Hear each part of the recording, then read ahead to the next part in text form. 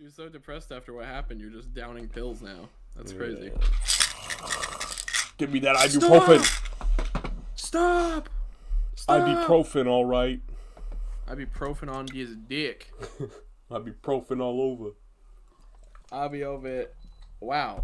Hey, it's Hey everyone, it's Friday. It's Friday the 13th today. Yeah, hey, guys, I now realize what happened here. It's a bad luck. It was bad luck day. That's why. Yeah, fucking, you stepped on a black cat's back, you broke your mother's back, and guess what? Now Jason effing Voorhees muted my mic. He did. He ran in and he went... Wait. Someone yelling at me? Okay, no. Okay. Crack open a cold one. A brewski? A little brewski with the boys? Got that doctor. I ate, like, way too much food right before recording, so if I have to randomly run upstairs and shit my pants out, that's why. You can do it on call. It's fine. Yeah. I'll bring you into the back. I'll do, like, a cool, like, Zoom thing where I change my background, and I'm like, hey, guys. And you just hear... And half the time my face is red, and I'm just like... Hi, Oscar. Get out of here. Nitwit. Get out of here, you rat bastard. You cat bastard. You cat bastard. We dropped the ball. We might have dropped the ball. Me dropped the ball. Me drop, yeah. Specifically that's me. I don't want to take any credit for your blunder here. It's okay. It's fine. So it is not Friday. We're recording again on Saturday. Yes, we're redoing. We did 4 hours. Yeah. Of podcast that is fucking useless. And I mean, maybe it's for the best. We talked a lot, so I don't know. We did. But you know, I don't know. We'll be a little bit more concise this time, I guess, because we've covered most of the bases. You know, bases. We're not gonna redo bases. Yeah, we're not gonna. But that's not a word, is it? I don't know. The bases. The bases. The bases. I don't know. I don't even have anything funny to talk about. That's just my funny meter got used up yesterday, so I'm running on fumes. That's no fun. That's no fun. I'm smoking a joint right now. Smoking a fat stogie. I do this sometimes. Like I make the gesture like I'm smoking a cigarette. And my dad and mom are always like, "What are you doing? Stop doing that!" And like, it really bothers them. But I'm not doing anything. I'm just going, like, because they think like I'm gonna start doing it or something. Or that you do it like privately and just like fucking you think you are or something. I don't know. Who knows? Yeah, man? They would know. You can tell when somebody smokes. It's very obvious. Well, yeah, they smell like it. They smell like it, and they have to like go outside every like 15 minutes because they're addicted. So they're like, I need a smoke break. I had a coworker way back in the day who like constantly needed smoke breaks. So he'd just be like, he'd take like basically, he'd go outside probably like 10 times a shift or something like that, and everyone was just fine with it. But like we'd be like busy, and I'd be like, what the fuck is he doing? And he's like, oh, he's smoking. Smoking a stogie. Like, what going on? We're like, oh, okay. Yeah. Cool. Thanks, buddy. Thanks for the help. Yeah, fucking... I wish I could get fake smoke breaks. What would you do? What would you even do? I don't know, be on my phone. You're on your phone all day anyways. Nuh-uh. Sorry. Not when I'm working. You and your iconic... Oh, yeah. Yeah, not when I'm working, bro. I mean, you're listening to shit. I am. You've got your iconic Tyler beanie on. You've got your iconic beanie on. You've got your secret fucking tie beanie that I've never seen you wear except for at work. Exactly. When you go out of the house, you have to make sure you're always wearing that thing just in case someone from work sees you without it. Like, they will never know. Exactly. No, they'll never recognize me because I look like a different person. Oh, it's a disguise. That's a good point. Yeah, it's like Clark Kent's glasses, you know? Yeah, they genuinely don't know what your top of your head looks like, and they're like, "Oh, Who is that guy? I've So when you walk in worn. front of your manager, you go. I've not worn my beanie maybe 4 days in over 2 years of working there. Jesus. Yeah. So That beanie goes everywhere. Does it ever like get like too hot for your head? Are you ever just like, I don't want to wear this? I mean, in the summer days, sometimes, but I still suck it up. Yeah. Oh, okay. Fair enough. Yeah. I feel like I've been wearing a beanie in the morning because it's really cold, and then I like when I walk home, I wear the beanie, and it's like gets too hot for my head. And I'm like, I want to take this damn thing off, so let my freaking hair breathe, because nobody wants none of that. Nobody wants none of that. Nobody needs none of that. Ain't nobody got time for that. Hell no. Hell no. Hell no. You didn't make my sound effect request like I wanted you to the other week. Shit. I mean, I could do it now. I'm woke to the Emoji Movie. I remember everything about it. I am woke. I'm telling you, there's gonna be video essays in like 2.5 years where it's like, well, this movie actually wasn't that bad. Why the Emoji Movie is actually a low-key masterpiece. It's actually a masterpiece, and that video is gonna be He's gonna get 68 trillion views, and then everyone's gonna be like, 69 bajillion views. 67. 67. Huck 7. There you go. That was good timing. 6, 7. Oh. Wait, I'm gonna spam this real quick. Bray Roar. That's my name. That's me. That's me. It's like a primal fucking sound.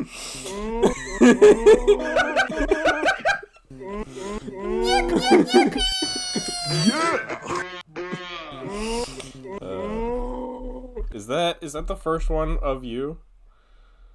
I think so. It is, yeah. So then there's one. There's at least one for all of us.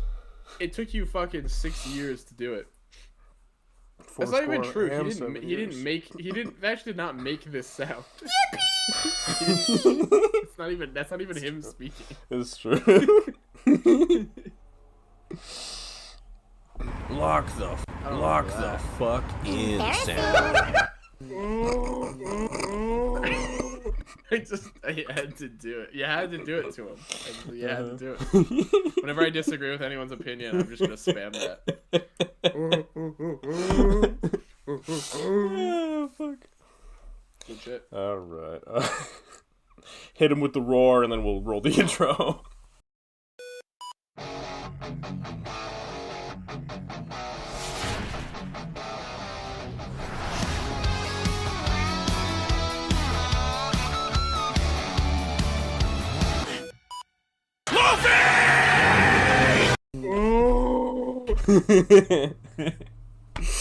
Oh, fuck. Salutations Posers, welcome to the Super Posers Podcast. My name is Tyler, also known as Kasai Collects. John with the man, his name says the B.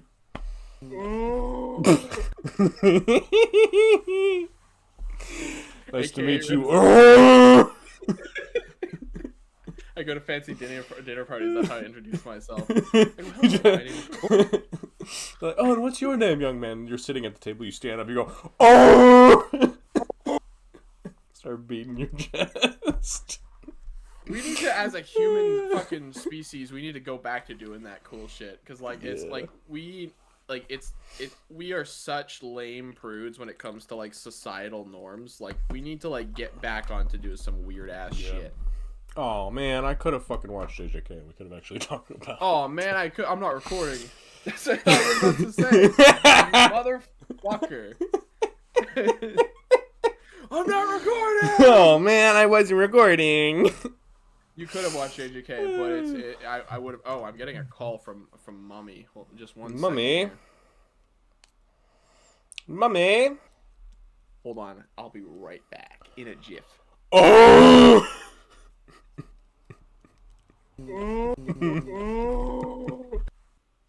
Where did he go? Where did he go? Where did that guy run off to now? What he doing? I also went to talk to your mom. What? What?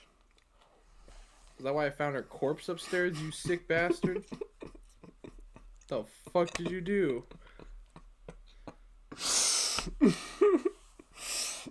I do love the idea of just like someone like recording a podcast and he's just like, my mom just died upstairs. I'm just gonna continue. Do you need to leave? Nah, I'm fine. I'm just fucking annoying. It's aggravating. I'm just really fucking sick of her right now. I'm just sick of her dying on me. This is like how inconsiderate. Being a burden within the moment of death. Do we get any pickups this week?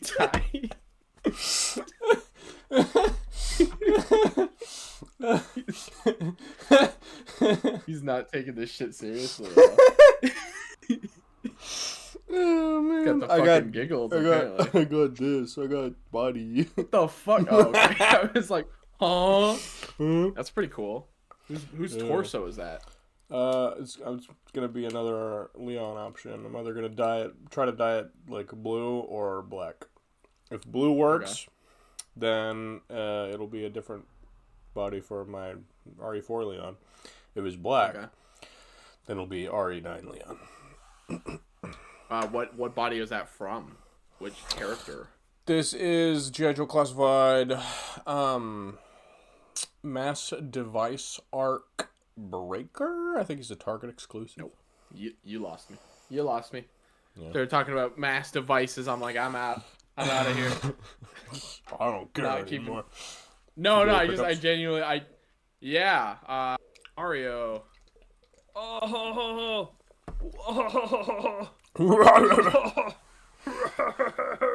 Yeah. Pretty cool. They're pretty good. I already talked about them, but I'm not gonna talk about them again. They're fun. Bowser, BJ, what? He's doing BJ. Oh. Pretty good. Ty, I've been a bad boy. Okay. What? What'd you do? I did a bad thing today. What'd you do? I did a bad thing today. You got boned? You got boned? I got more than just bone. I got some books, and I said I wasn't gonna get any books until I was done my fucking insane backlog. Mm-hmm. But I was at the comic book shop. I couldn't help myself, and also I can't just get one thing. I can't be a normal person and just buy one book. I have to get like a million things. So of course I got Bone number 2, The Great Cow Race. That's what I call my life. I have Bone number 1. I haven't read it yet, but whatever. I have Hulk. I have Daredevil. And I have Captain America. All by Jeff Loeb and Tim Sale. They didn't have Spider-Man. If they had Spider-Man, probably would have gotten it. But it's, I wanted these. I could take them off the Amazon list. Yippee! Yippee! So, there's that. Yeah. No more books until I'm done reading everything. I swear to God. I counted. I'm closer than you think. I think I have 7, 8, 9, 10, 11 left now. So I have 11 books on the backlog. Mm-hmm. But I've made good progress. You know how much shit I've read this year? I have a list all pulled up. Yeah, sure. 1, 2, 3, 4, 5, 6. I've read 6 different books, not including 3 single issues. That's not bad. Some of these are big too. Some of these are like a couple hundred pages. Couple hundred pages. Wow. Broken read.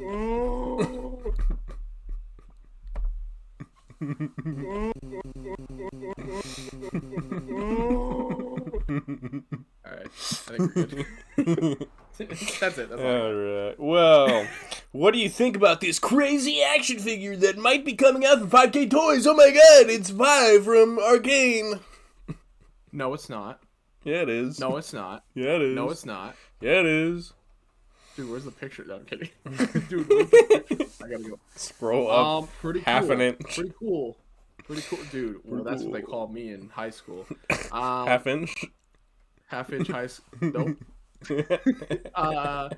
She looks cool. She's Rebel Tech kind of. She's Rebel Techy inspired. She's got fucking 4 pairs of gauntlets. Not my ideal look for her. Not 4 pairs. I hope she's good, like well scaled. But the gauntlets are cool. The the alternate face is cool. The hands are cool. I want it to get made because if they get made, I want them to make more. I want different characters. There's a lot of characters you can make for this show. And also, we've been waiting for we've been waiting for Arcane figures forever. So, chop, chop. You know, chop, chop.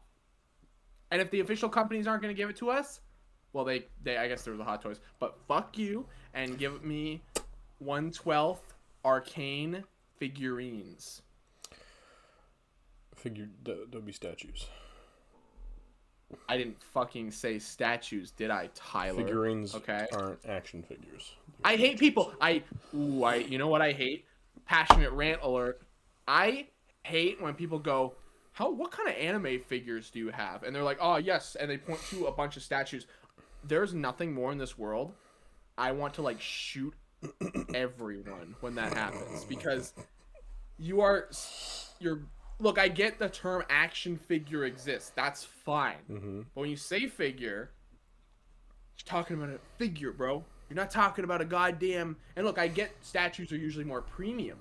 I don't care. Call it a goddamn statue. That's what it is. It doesn't move. It's... It's a statue. This is an action figure. It's a figure. Fuck off. It's an action figure. It's an action figure. Fuck. Yeah, that's figurines has always been statues to me. That is like a step.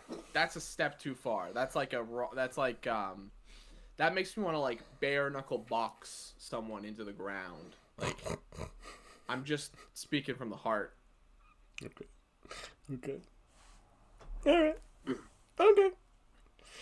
Let me make sure I'm recording. I'm going to kill myself. Chad, you're classified. They got some figures coming. What? Oh my god. Cobra, Ramprat, 2-pack. Ramprat? Yeah, they work at the airport. Ketchup and mustard? Ketchup and mustard. All drizzled all over your ramp, rat. What? And then the America's 250th anniversary Dukes of Hazzard. Oh, what? He's hazardously duking. Shoves guns up his ass. He does. And he likes American pride. There's a quote on the back. It says, a real American hero. Willpower, there's a badass ever loved. And yes, there's no G.I. Joe is there. That's definitely not what it says. But I tried my God. A real American hero, wherever there's trouble, over land, sea, and air, G.I. Joe is there. Okay, I didn't know it was an actual song. I was just reading it. Yeah, it's the theme song from the cartoon. Oh, that's cute. I don't know why it's on a shovel, but whatever. Yeah, so he could bury his enemies with his quote. All right, and then oh my god, why would we send it in the order? We sent it in the literal exact same order, and mine was out of order, so I deliberately picked this order to send it in. That's so weird. That was the order that fucking Paternia did. Okay. These guys, this was not from Paternia. I had to like track down these fucking photos. Oh, I just got the Paternia post. Okay, so yeah, this happened while we were recording yesterday, and it was breaking news. And we thought about adding it, and I think we just forgot. And we forgot. Let's talk about them. So the Plunder Frogs have been revealed and are up for order. You just get them right now. They're in stock. On plunderling.com. Now, I still haven't gotten my hands on any of the birdos yet. I haven't gotten any birds. I'm meaning to. I haven't grabbed a bird yet. Mostly because I've been trying to like reevaluate my collecting habits, and but mostly because you've been buying books too much. Yes, too many books as well. I have a problem. But these guys are great. These guys are really good. We got Nomad Koki. I think it's Koki. Koki. We have Tinker Mako, and we have Cursed Dendro. Love these names. And they're all great. They come with lots of cool accessories. They've got alternate faces with a tongue that like you can hold stuff with, which is dope. Koki comes with like 5 daggers, and then they come with masks as well. So their heads are so weird. They've got weird ass goddamn tadpole heads, which I think I knew about, but I had forgotten that they did know about looked like that. Tinker's mask is so cool. Or sorry, not Tinker. Mako's mask is so cool. And he's got a bunch of potions and brews. And then Dendro comes with these crazy like Aztec inspired weapons. And Dendro's mask is pretty fucking sick too. Yeah, dude, look at his mask. It's actually like a dope chameleon. as hell. So I'm sitting here and I'm like, man, they all look good. I would probably, this is my trap, because I would go, well, I'll probably just get these 2, and then I'm like, well, I might as well get the 3rd one, because I'm looking at Mako and Koki and they're calling to me, but also Dendro's pretty sick as well. So I'm like, god damn it, they're 4-armed little freaks, and I love them.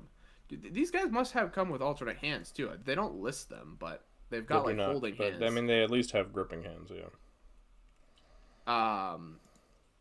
And I'm pretty sure because the T pose shows like, not T pose, I guess, the Y pose, whatever you want to call it. They show them with the open hands. I just assume these guys come with all the plunder hands, which is just grips and open. Yeah. So, and fists. There's fists too. So I'm gonna assume that they come with all of them. I can't decide which one's my favorite. Can't decide which one has my favorite color scheme. I think I'm biased toward. I think Koki looks great. I love that red and blue. And then Mako's green and purple is sick as hell. Yeah, it's almost like Spider-Man and the Green Goblin. Oh, and then of course we've got fucking orange and blue. I don't remember who that is right now. It's gotta be one orange and blue character I can't even think of right now.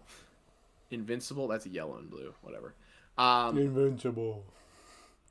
I kind of want Koki because I don't have a red Plunderling. I don't have a single red one of those characters, so it'd be cool to get Koki to like, add some color to that. Yeah, I do have a purple Plunderling.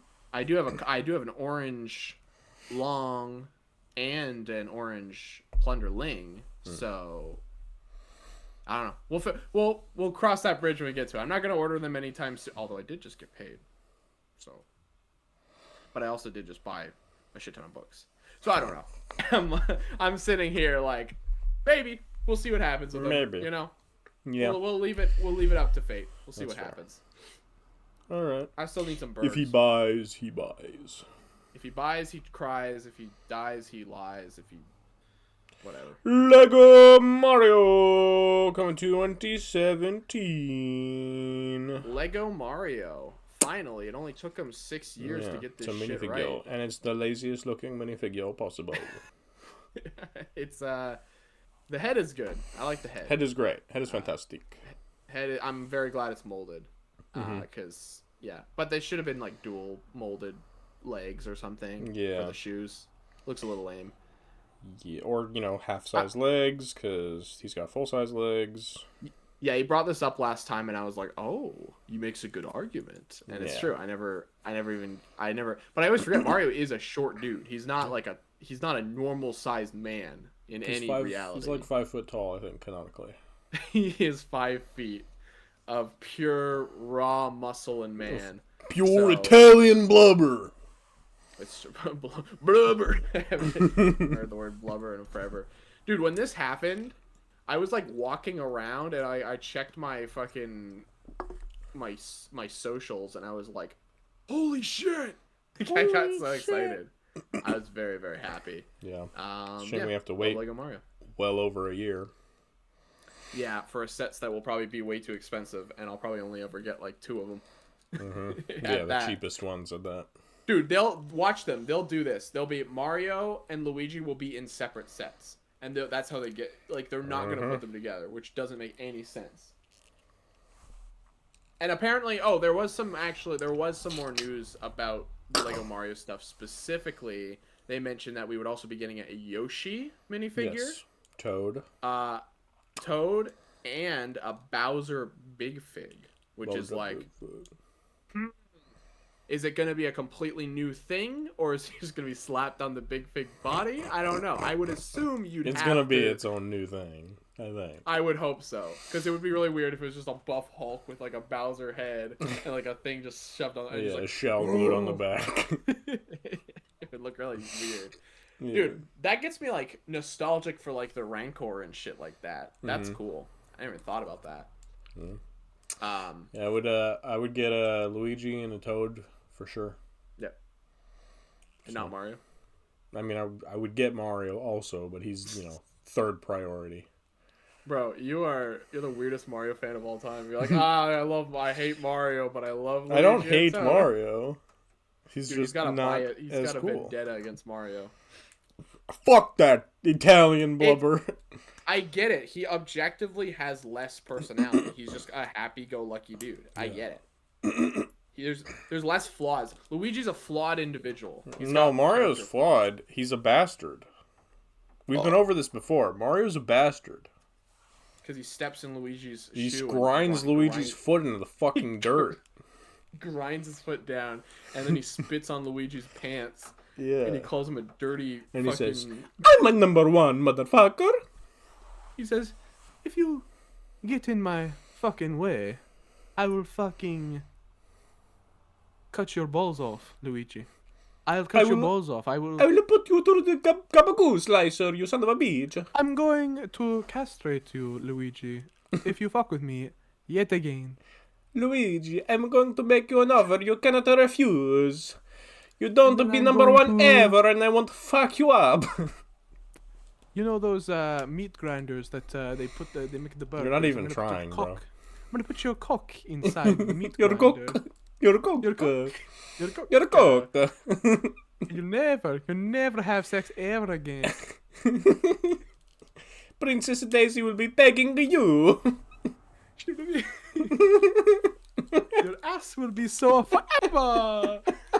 Forever! Woohoo! Forever! Woohoo! Yippee! He's like, man. Oh man. There was also a new trailer for the Super Mario Galaxy movie. What? Was that? The new trailer for the Super Mario Galaxy movie. New trailer. Yeah, they revealed Rob. Rob's in the movie. What? Spot that may hint at a greater Nintendo multiverse. Nintendo Cinematic Universe? NCU? What? When I heard about the NCU, you already know what happened. It would be your favorite movie franchise immediately. Well, it's obviously set up for a Smash Brothers movie. Yeah, they showed Rob, and they kind of hint that like there's like this, it's like a galaxy hub that everyone like you can just like go to different places and stuff like that. We talked about it's like a the idea... central station, for like people are going on their departures to their home worlds or whatever. Yeah, it's actually a really cool idea. I actually really like that. But we sort of talked about the very Wreck-It Ralph. We talked about it being more plausible that Star Fox is in this movie, which I know some people are a little like don't know about it, but that's a possibility. I mean, Rob's in this fucking movie, so they kind of that's confirmed. So who knows what they're not confirming? Yeah. Right. And then we did talk about that like Samus could show up or in the background or something, or like a Metroid or something like that.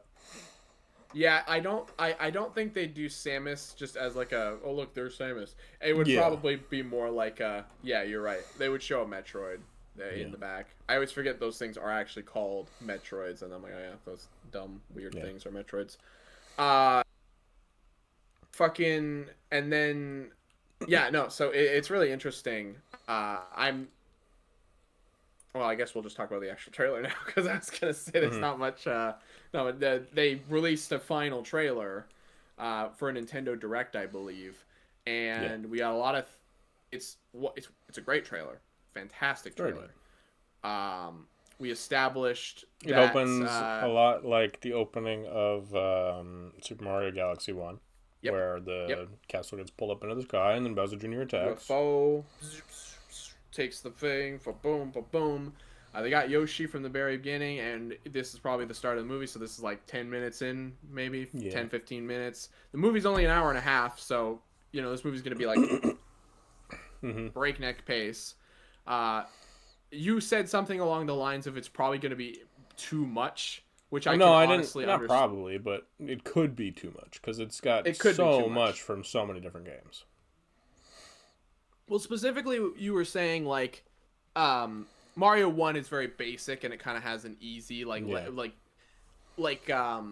eases you in to the world gently. This is kind of just like, let's go. It's like let's get going. Mario 1 is like, it introduces you to, let's say, for example, your first Mario game ever is like New Super Mario Bros. Or something. And then this one's like, okay, now watch a lore video on every single Mario game at the same time. Yeah, it's true. It's got bits from fucking Odyssey, Galaxy, maybe a bit of Sunshine. It's got Warp. It's got, Mario Bros. 2, of all things, which I guess makes sense because it's the second Mario movie, but that part, look, I'm happy because fucking Wart is the GOAT, and he's voiced by Luis Guzman, and I'm like, dude, I'm kicking my little feet. I'm like, yeah, dude. Yeah, he's like a mob boss running a casino. Yeah, he's running the casino, and he's got this stupid little jumping idiot guys from the second game as well. Birdo seems to be like his henchman. Yeah. Who knows? Birdo's going to be voiced by a famous actor or actress. Scarlett Johansson. I wish. Scarlett Johansson is Birdo. She has one line and it's blah. She goes. It's like get Scarlett Johansson and just make puking noises the entire time. That would be amazing. That's like as good as getting Brad Pitt to just show up for Deadpool 2 and just get shocked and die immediately. That's pretty good. Yeah, Childish Gambino is Yoshi. And he sounds just like him. He does. He says, "This is America." He goes, "It's Childish Gambino." We were like, is he gonna talk? Is he gonna sing? Is he gonna what's he gonna do? Or is he just gonna be I don't give a fuck. Yeah.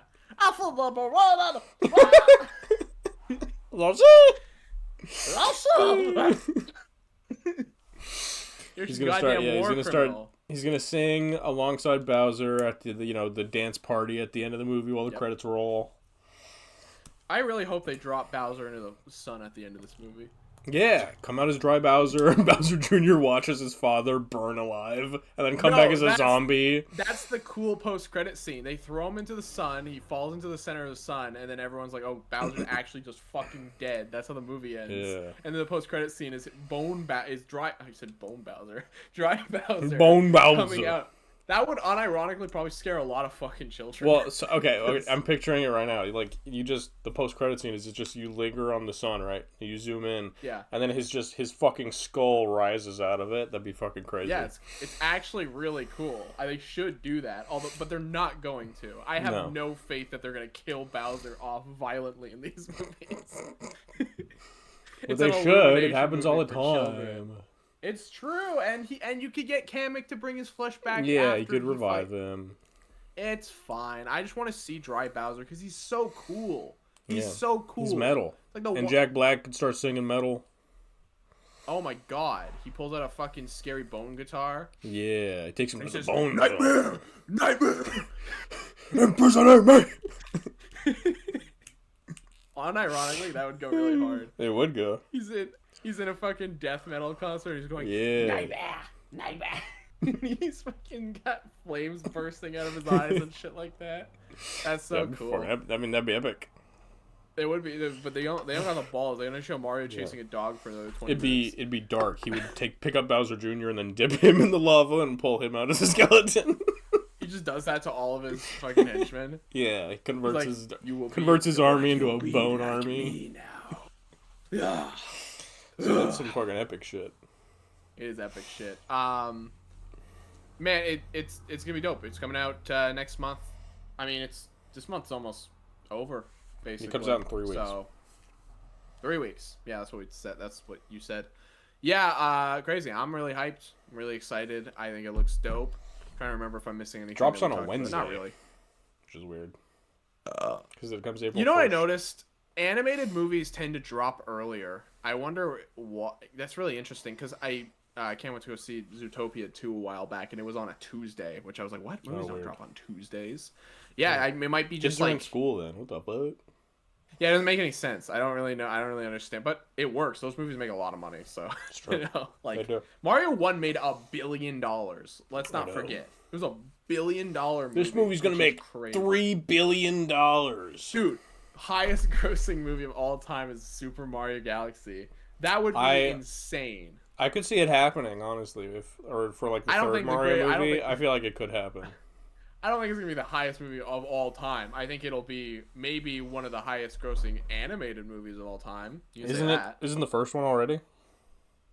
No, it's fucking Neja 2. It made $2 billion. Oh, that's right, because it's a Chinese movie. Yeah, every Chinese human. I don't want to finish that. Let's say every Chinese person came out of their house. They all went to go see this movie, and they don't even know what it's about. It's like, I feel like they probably know what it's about. It is like it's about their lore, bro. It is about their lore. It's based on a true story. That shit's real, bro. It did happen. Why don't we have cool lore that we like bring up all the time? Because we haven't existed as long as they have. That's so boring, though. Like, why can't we just make up some shit? Why can't it be like the We Chupacabra do. Wars? Hello, Spider-Man. Spider-Man is our lore. That's a good point. I never thought of that. I guess superhero shit is just modern like mythology. Yeah. Although, I guess you're right. Yeah. But is mythology presented? Is mythology like presented like it definitely happened, or are they presented like stories like that are made up? I mean, who's to say what they believed when they wrote it? They believed in that shit. They might have. Some of them might have. Some of them might have. They saw some big ass 2-headed dog and went, "Yep, that's real." Yeah, dude. Cerberus. They were Oh yeah. They're like, Aphrodite cuts off her penis and borns 3 children. Thor come down from the heavens, smited my enemies, and dabbed me up, bro. Thor come down from heaven. Thor cometh, dab me up. Thor cometh and smite me. Thor thumbeth and bummeth, dumbeth the fiveth. That is interesting. I never thought about superheroes being modern day like mythology. Yeah. That's and I say modern day. Fucking Spider-Man's fucking what? 60 years old. 60 years old. Jesus Christ. Something like that. No, it was 60 fucking 3 or some shit. So 62 or some shit like that. Yeah, it's old. Spider-Man's old, dude. It's almost 100 years old. Jesus Christ, we're getting old. I can't believe we wrote that. Yes, we were all born when Spider-Man was born. He's 63 years old. I am right. He is. Wait, 63? Really? Yeah, or 64 as of this year, I guess. Wow. Yeah, Spider-Man's funny, 'cause got back problems. He's not doing so hot. I mean, have you seen the modern comics? No wonder he has back problems. He's holding up the weight of a shitty writing. He's carrying the burden of Marvel as a concept. Yeah, they're just like, fucking put him in space, have him bang 30 minutes. Make his ex-girlfriend date a guy and then become Venom. Make MJ the worst human being on planet Earth. Make her suck. Just like it's not even Paul's fault at this point. She's just a horrendous human being. She's just the worst. Paul did nothing wrong. But he'll take all the heat. He certainly will, because everyone's like, I love MJ. I love MJ. Give MJ back to Spider-Man. She's not her own person. I legitimately like blanked out for half of that statement. You were just like, yum, yum, yum, yum, give her back to Spider-Man. That's what I heard. It scared the shit out of me. Oh, I'm tripping balls. Jesus. Okay, well, let's get into the piece de resistance. The One Piece. What? I was waiting for you. I thought you were going to push the button. Oh no, I didn't. You know what? I forgot about the button for a second. You reminded me. So here's the deal. Here's the situation, right? We fucking talked about this show for like 3 hours already. Straight. We went into like every painstaking little detail. And You you had the episodes pulled up, and you went basically minute by minute.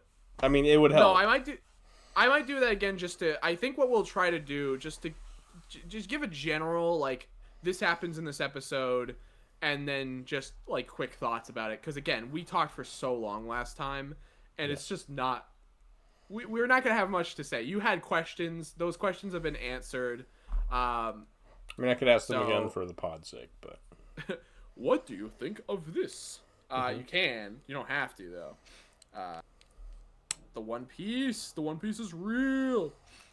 So this dropped on freaking Tuesday, and I was having a real hard time actually finishing this season because it was like I was literally trying to like watch it, but while I was trying to watch it, it's like other shit was happening, and I was trying to make dinner, and like I didn't finish this until until Friday morning when we recorded. Like That's fucked up. It took me a long time. I mean, I didn't finish it until Friday morning, but I had to binge exactly like 6 episodes at once. So yeah, I also true. You didn't have time. Binged season 1 and 2 in the midst of working and sleeping.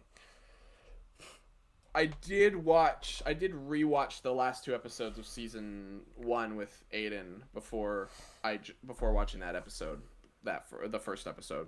You didn't even rewatch all of season 1. I did. I rewatched it. Then Aiden said I have 2 episodes left, and then I said I'll rewatch. I knew I was the more real fan. No. Yes. I have the boat.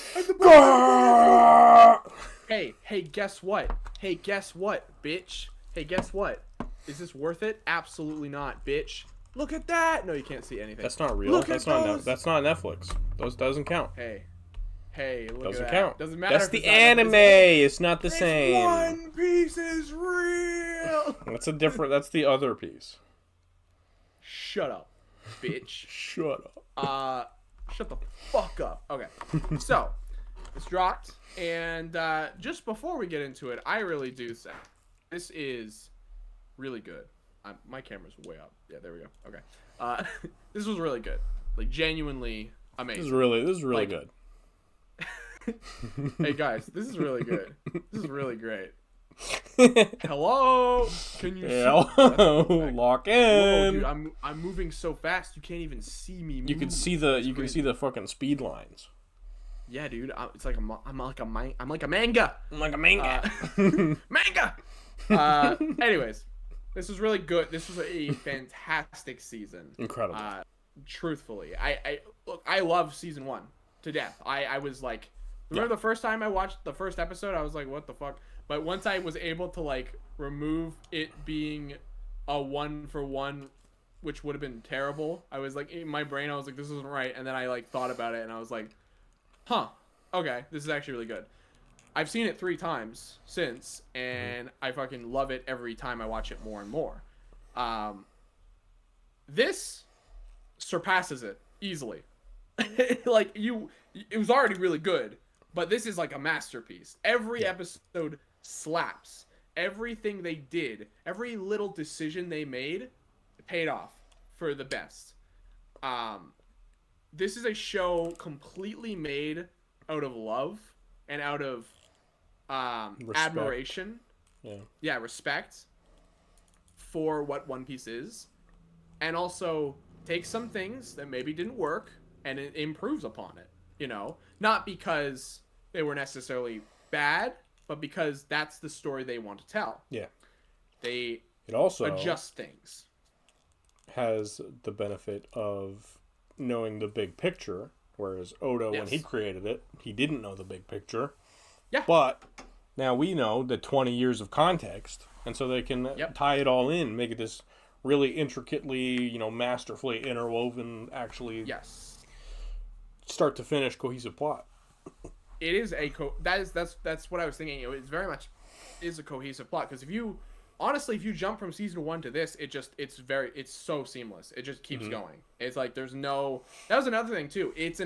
I think this is an improved season, but it never felt like oh, this feels like a different show. It never feels like season 1 and season 2. It feels one show, and it's just still going. It just gets better because like it's just better, but like it never felt jarring. I never went season one season 1 was a miracle, but throughout season 1 there was this steady incline of quality.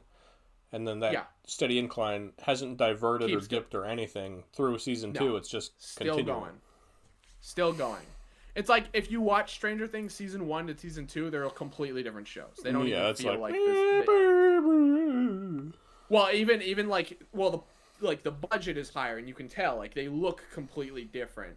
This doesn't do that. This again, despite the fact there's definitely a budget increase this season, it still looks like this. It's the grand line. What? So, episode 1 is called The Beginning and the End, where the Straw Hats are needing to go get some supplies before they enter the Grand Line. So they head to Logtown. Sorry, I need to remember how they say it. Logtown. That's what it is. I've been telling myself Logtown for so long. Logtown. So they're going there, which just so happens to be the place where Gold Roger was executed. So your boy Luffy's like, yeah, I want to go there because he's Roger's #1 fanboy. So we get there, and Zoro needs new swords. Luffy wants to go see that execution platform. Sanji needs some food. Usopp and Nami, they're just going to go shopping, right? That's the sort of setup for the episode. Obviously, they all get kind of split up. They go do their own thing. We get some really interesting context where we get to see a scene that we won't be seeing till Marineford. Or, sorry, I guess I should have rephrased that differently. Thank you. Yeah, that's what I meant. The Marineford arc. So, like, nearly halfway through, basically the final arc before the end of the the pre-time skip stuff. Yeah. Which is crazy that they did that. But recontextualizes some things and creates this sort of mystery for people who may not be aware of One Piece, which is really cool. Kind of sets up a question: is Luffy and Roger, are they more related than we think they are? What's the deal there? Is Luffy truly Garp's grandson? Or what? Is there some or sort is of he adopted grandson? What? Is this a fucked scenario? Because Roger is like, yo, Garp, you gotta take care of my child. My child. And Garp's like, ew. So yeah, interesting stuff. There are so many references in this episode. I'm not even gonna say them all because there's a lot. But holy shit, there's little things. There's more stuff that after we talked about the episode, I went, God damn, there's more shit I didn't realize. I sent it to Ty. I was like, what the frig? There's a Gunko reference. Peak. Gunko. There's a fucking spoilers. Obviously, massive spoilers. 100%. We'll be talking about the big plot points. So don't watch if you don't care. If you're planning on watching. Fucking Figureland, who's Shanks' real name. His family. His family. There's reference to that. There's a Pedro fucking wanted poster. He's a furry guy who we don't see for a long time. Yes. I'm pretty sure it is just a screenshot from the anime, which is a little bit weird. It's a little strange, but maybe it's a cool reference. It's a cool reference. Yeah. Fucking Sabo appears.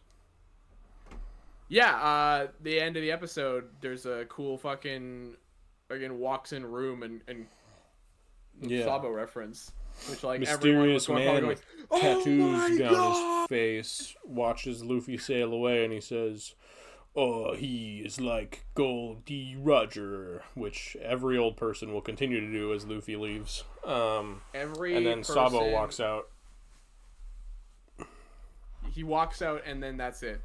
He walks out. That's it. He's like in the background. You can't see his face. He doesn't emote. He doesn't do anything. He just goes. Yeah, he might as well be a mannequin that someone rolled into frame. That is 100% just like a reaction bait. Like, Yeah. But I don't care. He was there canonically, so why not? He was retconned as a background character from the manga that he went back and put in there, so it works. You are Sabo's biggest hater, so be glad that he didn't have lines. Yeah, if he was, I hope I want Timothy Chalamet to play his dumbass. I don't know why. No, I don't want that. I don't know who I want him to be played by. I don't have a fan. You don't want him to be played by anyone. I don't want him in this shit. No, I'm fine. I actually guarantee they would make me like him. You know who I want him to be played by? The guy who played Adam Warlock. He's like way too old to be him. He's not that old. He's like 38 or some shit. So what? Luffy's like 19. I guess he could just be an older kid. That's fine. I never even thought about it like that. That would actually... I'm like imagining it like he's 33. He'd be fine. All right. That's not bad. Yeah, you could... He's blonde. I can see it. That's it, basically. He's white. He's blonde. He's funny. Is he even blonde? Yeah, he is funny. He goes, "Hello, I'm Sabo. What's going on?" Hello. That'd be great. Unironically, I do think this show is gonna make me like Sabo if we ever get to 100%. I think they're if ever. Like everything I never liked about him will be stuff that they improve in this show, but we're probably never gonna get to him. So is Dragon relevant in the plot before Sabo's introduced? Like, does he like have lines and screen time and stuff, or no? Sorry, does Dragon have lines? Yeah.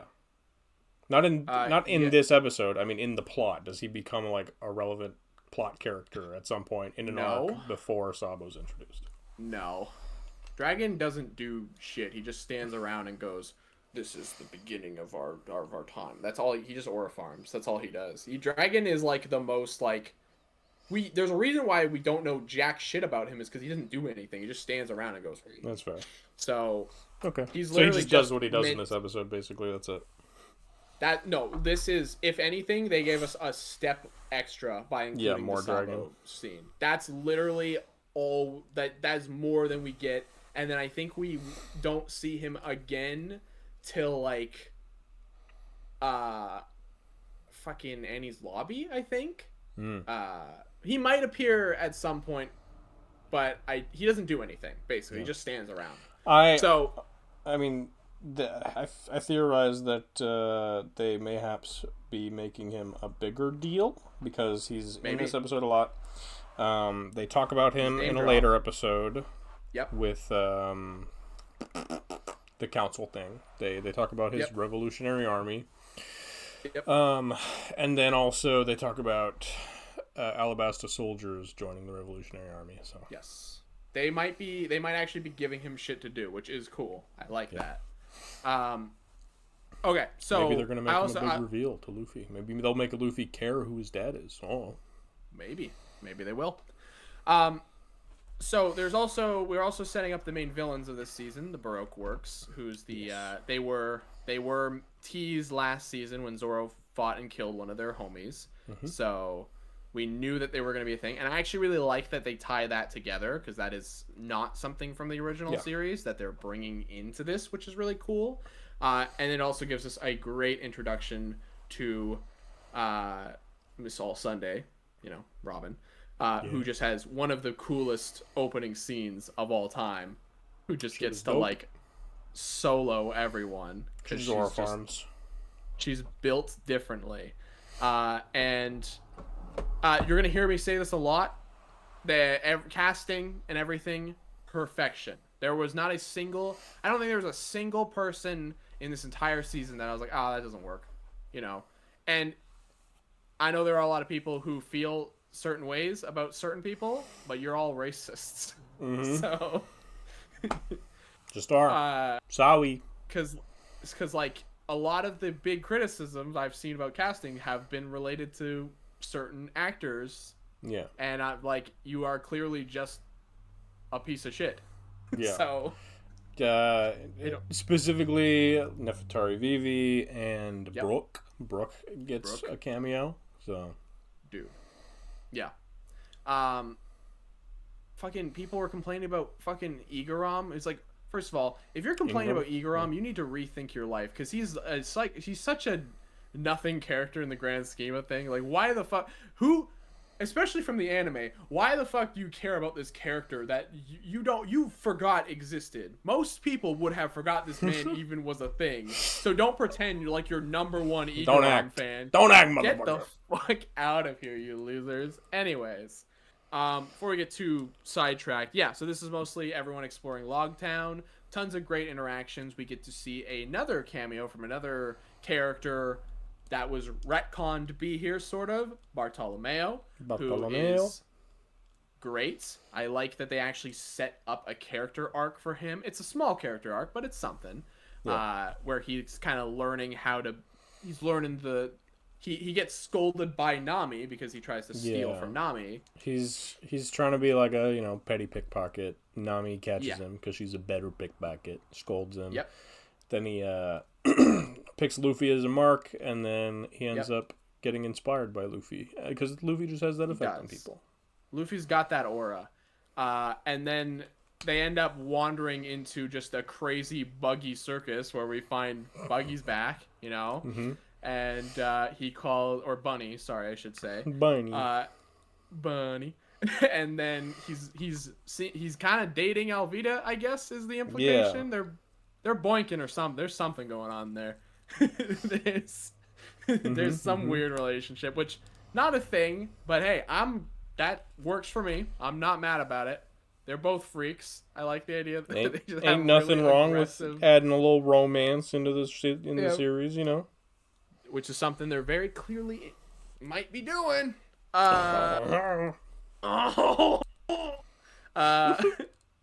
We get a great we get introduced to Smoker and to Shigi, who are the main Marines that we're going to be following for for this season, kind of, and then probably mostly next season. Yeah. As they kind of take over the rival Marine role, which is cool. Smoker's awesome. I'm so glad they include the scene of him talking to the child about his pants eating the ice cream. That's very important, and I love that scene. Smoker is very much a headstrong, disciplined, we need to do this and we need to blah blah blah. Yeah. The actor is Scottish or not? He's Scottish or Irish, one of the two. I don't remember. With a very strong accent, so I fully expected him to just have the accent, because most people who have accents just have accents in this show. Yeah. He's just doing an American voice. Yeah, I wouldn't have been able to tell you that he was not American. Yeah, no, he does a great job. A really great job. Tashiki's just Velma, but with swords. I like her a lot. But she gets Zoro having fucking PTSD flashbacks from his dead gets him all flustered, yeah. Zoro they do the scene with the sword, and we were trying to figure out who the sword salesman guy was, and we were very confused about it. Turns out he's a guy from fucking, what's it called? Superman. He's in Superman, and then he plays Kenji in Ghost of Tsushima, which is basically plays the exact same character. That's who you remembered, and I was like, I recognize this motherfucker. He's the motherfucker from fucking Superman. I'm only bringing this up because it was such a big point of well, who the fuck is that guy? He does a great job, though. He's a very sleazy salesman guy, and then Zoro proves him wrong, and he survives the cursed blade. So he just gives him. He does. It's a 1-to-1 from the manga, so it's really cool. It turned out great, and he gets the swords. That's really good. Sanji buys some fish. Usopp gets new goggles. Yeah. And Nami buys clothes, I guess. It's not really. It's not important, I guess. Nami buys girl stuff. She buys, boring girl stuff. Who cares? And Luffy, like I said, he runs away to go find the platform because that's all he wants. He gets put on clown trial. Yeah, they put him to trial, and it's not a really fair trial because of course it's not. It's a clown court. Not Buggy. He's no Matt Murdock. That's for sure. He's not that great a lawyer. He's no She-Hulk. He's no Matt Murdock. He's no goddamn. He might have done better if he started twerking in court. Megan Thee Stallion wasn't there. She could have helped. If she was there to defend Luffy, he might have been able to get. But yeah, they basically are like, yeah, we're gonna publicly execute Luffy, so they drag him up onto the platform. What? We had a joke about Lizzo in the first recording. I was just like, oh, you know what? Who should play Big Mom? Lizzo. I genuinely don't think I could ever see that happening. It'd be pretty great. But now you got me thinking about a Big Mom fan cast, and I'm trying to figure that out now. I'm trying to put the pieces together. Melissa McCarthy. I don't fucking know. Just who's a fat actress? No, I'm trying to think who would capture the character the best. I don't really know, to be honest. Yeah. But Buggy takes Luffy up to, the Executioner's tower, and he's gonna fucking cut Luffy's head off, and Luffy he starts laughing like a loony. He accepts his fate, he laughs like a loony. And then he apologizes to his crew and says, "I'm dead." Like he thinks he's gonna die. Yeah. And Smoker's like, "Wait a minute, I recognize that. Wait a minute." Guy's like that guy. He's the one old guy who doesn't say he's like Roger. Yeah. Well, he's not. Sorry, no. He's the one young person who compares him because he was a boy when he was a baby. Moida happened. He's not an old man who's like, he reminds me of Roger. Instead, he's like, he reminds me of Roger. What the fuck you remind me of Roger? What the fuck? That freaks him the fuck out. Luffy survives. Fucking Hand of God comes out and fucking shocks Buggy. And saves his ass. Yeah. Which is cool. There's this great fight in the middle of the town square with all the freaks, as Buggy calls them. And just really great. You can tell that's another reason why you can tell the season is objectively just better. The choreography and the fighting shit is just it's a step up. Like it is definitely like they're got characters flipping around. You got Nami like up in the air like smacking people. Like it's wild. Nami and Usopp so cool. Take out Alvida. They were some teamwork. Yeah. She's got the actress lost weight for the role, which was pretty cool, and she's got the slip fruit, which means anything slips right off of her. And canonically, that's the reason why in the anime and manga she looks like a completely different woman because her weight slipped off her, which is really dumb and stupid. Thanks, Oda. I would have been really mad if they just like CGI'd her face, or just recast her. Yeah. Well, that's what they would have done. Yeah, I'm so glad they didn't do that. Yeah. And they could have just kept her like she didn't have to lose weight, but she felt the need to do that. So good for her. That sounds really pessimistic, but I'm. No. It's something she should be proud of. I'll be curious to see if she comes up again, if she continues that like weight loss journey for the character. That'll be interesting. True. Alvida just. I don't know if it was. Must have been the devil fruit because canonically, there's no way she could have lost weight within like those few days she met Buggy. Basically, I'm pretty sure canonically it's like Logtown happens like fucking a couple days after the end of season 1. So well, with the slip fruit, it might make cardio like super easy. That's what I meant. It's definitely the fruit, I'm sure.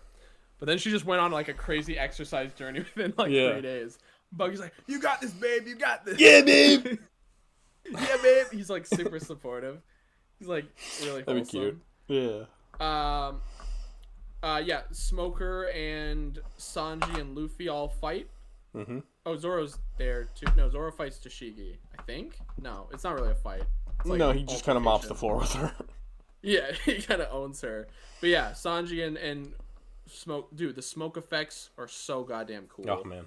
That moment where he's got Luffy's arms, then he grabs his legs and slingshots him. That was crazy. And Luffy's just like going like like he's like freaking out the entire time. And then he's about to murder Luffy.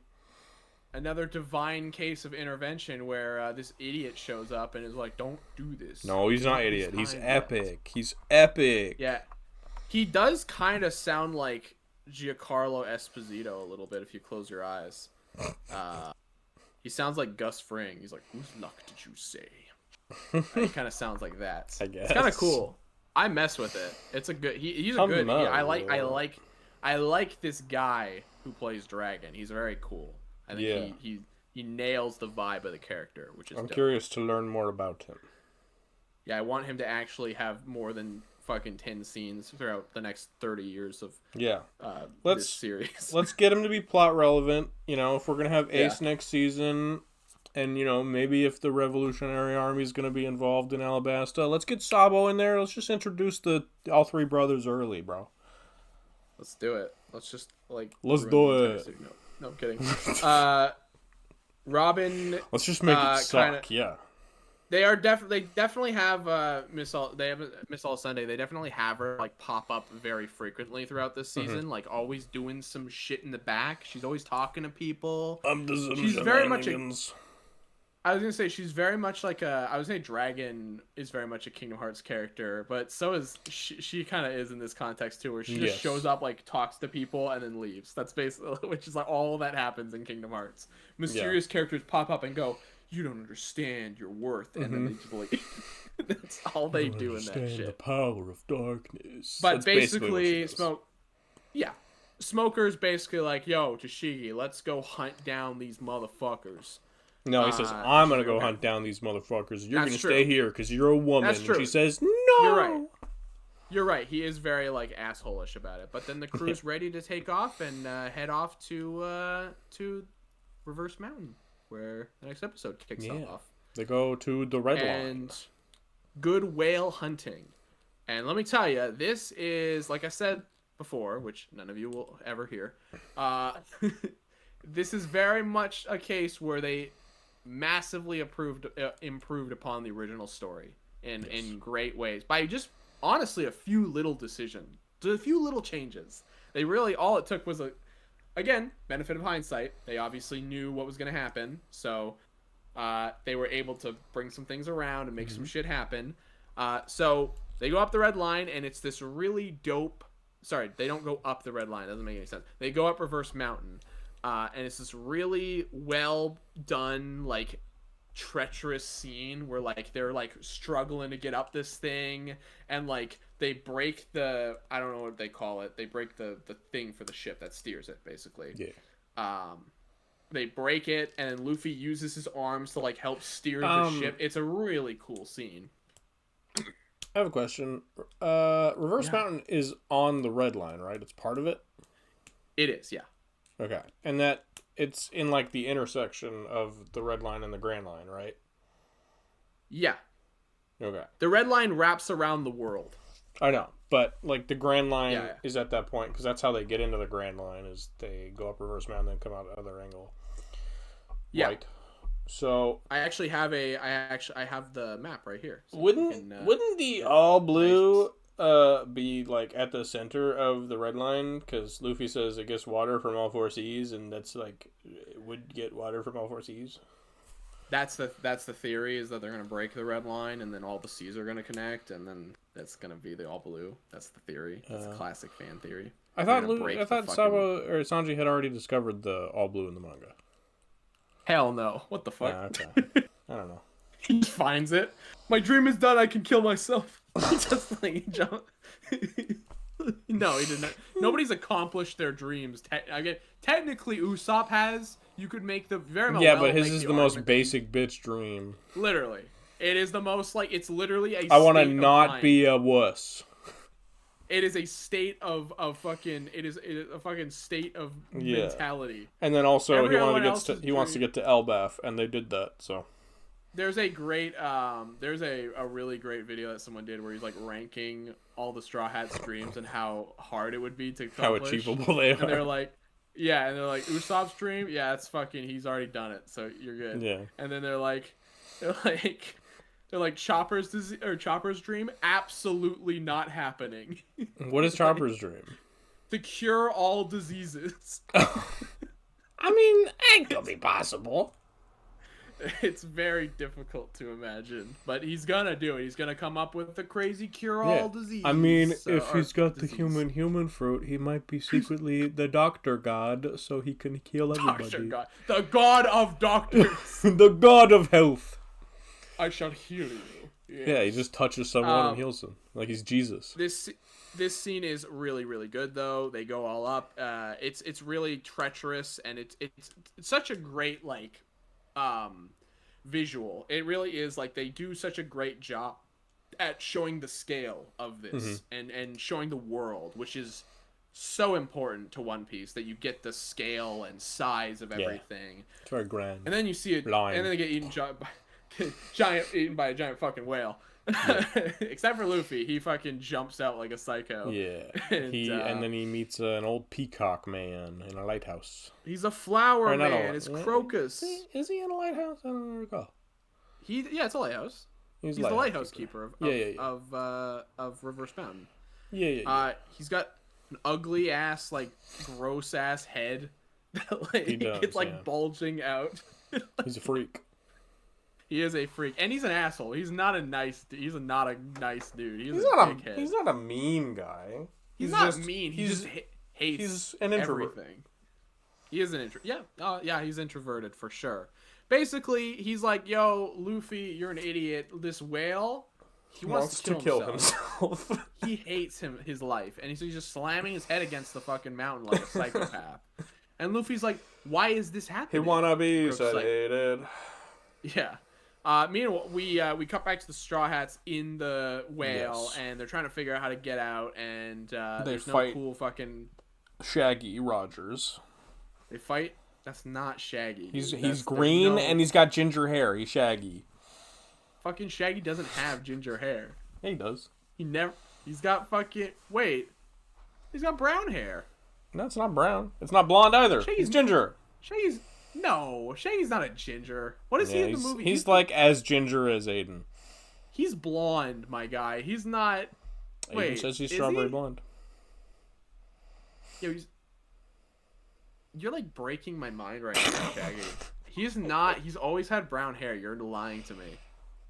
It's like a brownish blonde. It is not. There's no ginger in that. He's not a ginger. Okay. So what's in between brown and blonde? Fucking yellow. I don't know. You're not winning this argument. You motherfucker. Anyway. Yeah, we meet Mr. Nine, and he fucking sucks. He's a little rat bastard. He's a prick and a half. He's a little prince prick. He is a prick, and Miss Wednesday attacks Nani. Miss Wednesday as well. Yeah. Something. And they're just in the whale, and they're fucking crazy. We also in the whale. We do get Garp shows up in Logtown or Logtown. That's gonna fuck me up so bad. Talks to Smoker. We see Kobe and Helmeppo again. The goats. Yeah, they're back. Kobe's been working out a little bit. Tashigi has to babysit them, and she hates it. Mm-hmm. She just does leave at some point, and then she comes back and gets them later. Like she just kind of is like doesn't want to deal with them, and then she's like, I like seeing Helmeppo again. I like Helmeppo a lot when he's not being a total prick in the first episode. What a fucking casting. Yeah, but like what a turnaround for him, because he gets way more love in this than he ever did in the anime. When he shows up again, he's kind of cool, but he's still kind of like a little bit pompous. You're like, I don't really like him too much. He's like he's like not a horrible dude in season 1. He actually has a character arc in season 1. He's like kind of a cool dude once he's actually like nice. And the actor has so much. Him and Kobe's charisma. Friendship is actually like earned. It's wholesome as hell. He's like good. Like he's really wholesome. I like when they fucking fist bump at the end. It's just super like I love them so much. Yeah. Kobe still is like an insecure but that's his sniveling little rat. He's not a sniveling little rat. He's just a sniveling little twink. Okay. Twink rat. And Garp is like, Jesus. All twinks are rats, confirmed. You heard it here first, people. And, Ty goes on the fucking defensive. Offensive. I'm taking the war to the twinks. Garp's like, yo, fucking, you're not allowed to do this, Smoker, or else I'm gonna be pissed at you. He says, you don't fucking go after me, boy, Smoker. And he says, fuck you, old man. Smoker does literally just call him out on it, too. He's like, I understand he's your grandson. And he's like... But he needs to die. He needs to die. It's true. Yeah, and then so fucking Crocus is like, hey, so this whale has like a really tragic backstory. Let me tell you about it. And this whale, years and years and years ago, was friends with a pirate crew. Forgetting their names. Who cares? I care. It does. It's not relevant. You're right. You know what is relevant? I just wanted to be cool. Brooklyn. Brooklyn is here. Brooke is here. Yeah. Monkey D. Brooke is that's not his name. He's Calico? Luffy's father. Is it Calico That's Brooke? gonna bother me so much. No, it's not Calico Calico Pirates. That'd be That's a cool what ass name. No. Fuck, I need to look this up. This is gonna bother me so badly if I don't look this up.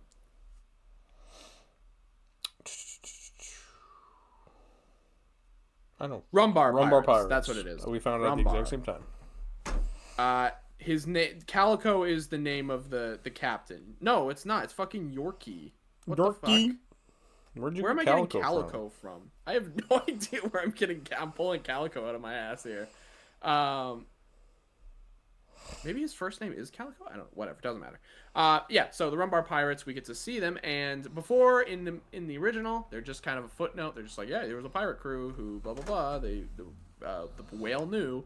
This stuff that we find out isn't information we find out until Thriller Bark, which is really really cool. So they show off Brooke, who again, just beautifully casted. Great singing voice, amazing singing voice, nails the laugh to a T. Is completely my mental image of Brooke. People are like, again, racist. Beautiful singing voice. Leave, get out of here. Don't kill yourself. Because like, you can't look at Brooke and tell me he was never supposed to. Oda can't make a black person. Let's be real here. He gives him the racist anime lips. He does give him the racist anime lips. That is something he does. So and also an afro. You should have caught on. Should have used that tiny little brain inside your head. Great flashback. The CGI on Laboon is actually really good too. Like it's it's obviously not like top greatest, like, oh my god, it's really there, but like it's it's fucking One Piece. It looks like it's there and it's well done. And I never went, oh man, that looks like shit. It looks, even fucking Yorkie, he's great. I love Yorkie. They get to, and then they like, basically they're like, yeah, you can't come with us, because if you come with us you're probably gonna die. So they have to leave. Poor little Laboon, who loves music, specifically Binks Brew, which is a song that Luffy remembered because Shanks and his crew were always singing it back in the day. Yes, sir. Right. They mentioned this in season 1. Yes, sir. Which again, it was not a thing. Binks Brew, Binks Sake was not a thing until Thriller Bark in the original story, which they retcon and be like, Luffy's like, I remember Shanks singing that song. Which never happened. But Luffy in this, they did it. And Luffy, first he freaks out. And he punches Laboon in the eyeball. Like a psychopath. And then he realizes the only way to actually talk to the whale is by doing a little jig. Singing a little damn song to the damn whale. And it makes the whale cry. This is an objectively just better decision. That really works for both Luffy as a character and Laboon, and ties that in very, very nicely. It's a very emotionally like satisfying moment. Yeah. That is led by his character. He does the Nika dance. So, that's pretty damn cool. Nice little reference there. He goes Gear 5 and then murders Laboon. He starts shitting like clouds out of his ass. It's true. It's really wholesome. Fun fact: Inaki does the singing in Spanish too. Nice. For the Spanish dub. I would hope so. I would hope he just does the Spanish dub for Luffy. Yeah. And then they had the original voice actors voice the characters in Japanese, in the Japanese dub. So the original Luffy does get to sing the song too, which is really wholesome. Very wholesome. But also they capture Miss Wednesday and Mr. Nine, and they're just on the ship now. They just have hostages, and Laboon spits them out, and they're good to go. And they're about to leave, and Nami kind of had some doubts about like navigation and stuff like that because she was a little bit like unprepared for the Grand Line. But they kind of reassure her, like, no, you know what you're doing. Here's a goddamn log pose, which is a special little device that will, you know, let you go to different islands, point you in the right direction. But there's a catch with the log pose, and you have to stay on an island for a certain amount of time for the magnetic field to reset. 24 so hours. It points to the new island. Yeah. Yeah. I think it depends on the island, but I think mostly, yeah, it's mostly a day, which is cool. That's a very good way in universe for having characters have to stay on an island for a certain amount of time. It's always really fun. So that they can get into the side quests. You know, it's almost like a video game mechanic. It's like a fucking video game. And guess what? They're like, Crocus is like, he reminds me of you, Roger. It's a great episode. It is a great. Somehow great Luffy episode. didn't notice that he had a portrait of him and Roger on his wall. Look, Luffy doesn't notice. Luffy might not be the most observant person, to be fair. Which is funny because in this he's objectively smarter than his anime counterpart. He is like a much more like He's still a like, bit of a dingus. They're all dinguses in some way or another. Yeah. Except for Nami. She's but good. Yeah. She's a dingus. No, just kidding. Wow. This Wow. guy hates women! This guy hates fucking women. Then we get into episode 3, Whiskey Business. Yes. And Whiskey this business. is primarily an episode that deals a lot with Zoro and his trauma over the Mihawk fight, which I just want to say something. there's a whole scene where they're getting used to the weather of the Grand Line. Oh God, here we go. Just saying. You're a freak. I can just appreciate a CGI'd good view. Her boobs bigger. Hey, fuck you. He grew her hair longer. And good. He One went, Piece "This fans is are the the real fucking Nami." worst. They really are. They really, really are. Everyone like freaked out over this one thing, and it was like, all right, guys, calm down. Yeah, You guys have never seen a woman before. All these basement dwelling incels are like, boobies, they need to be bigger. Whereas I think she's perfect. You went, I love her for her personality. She's just an attractive woman. All right, sue me. Nothing wrong with that. Exactly.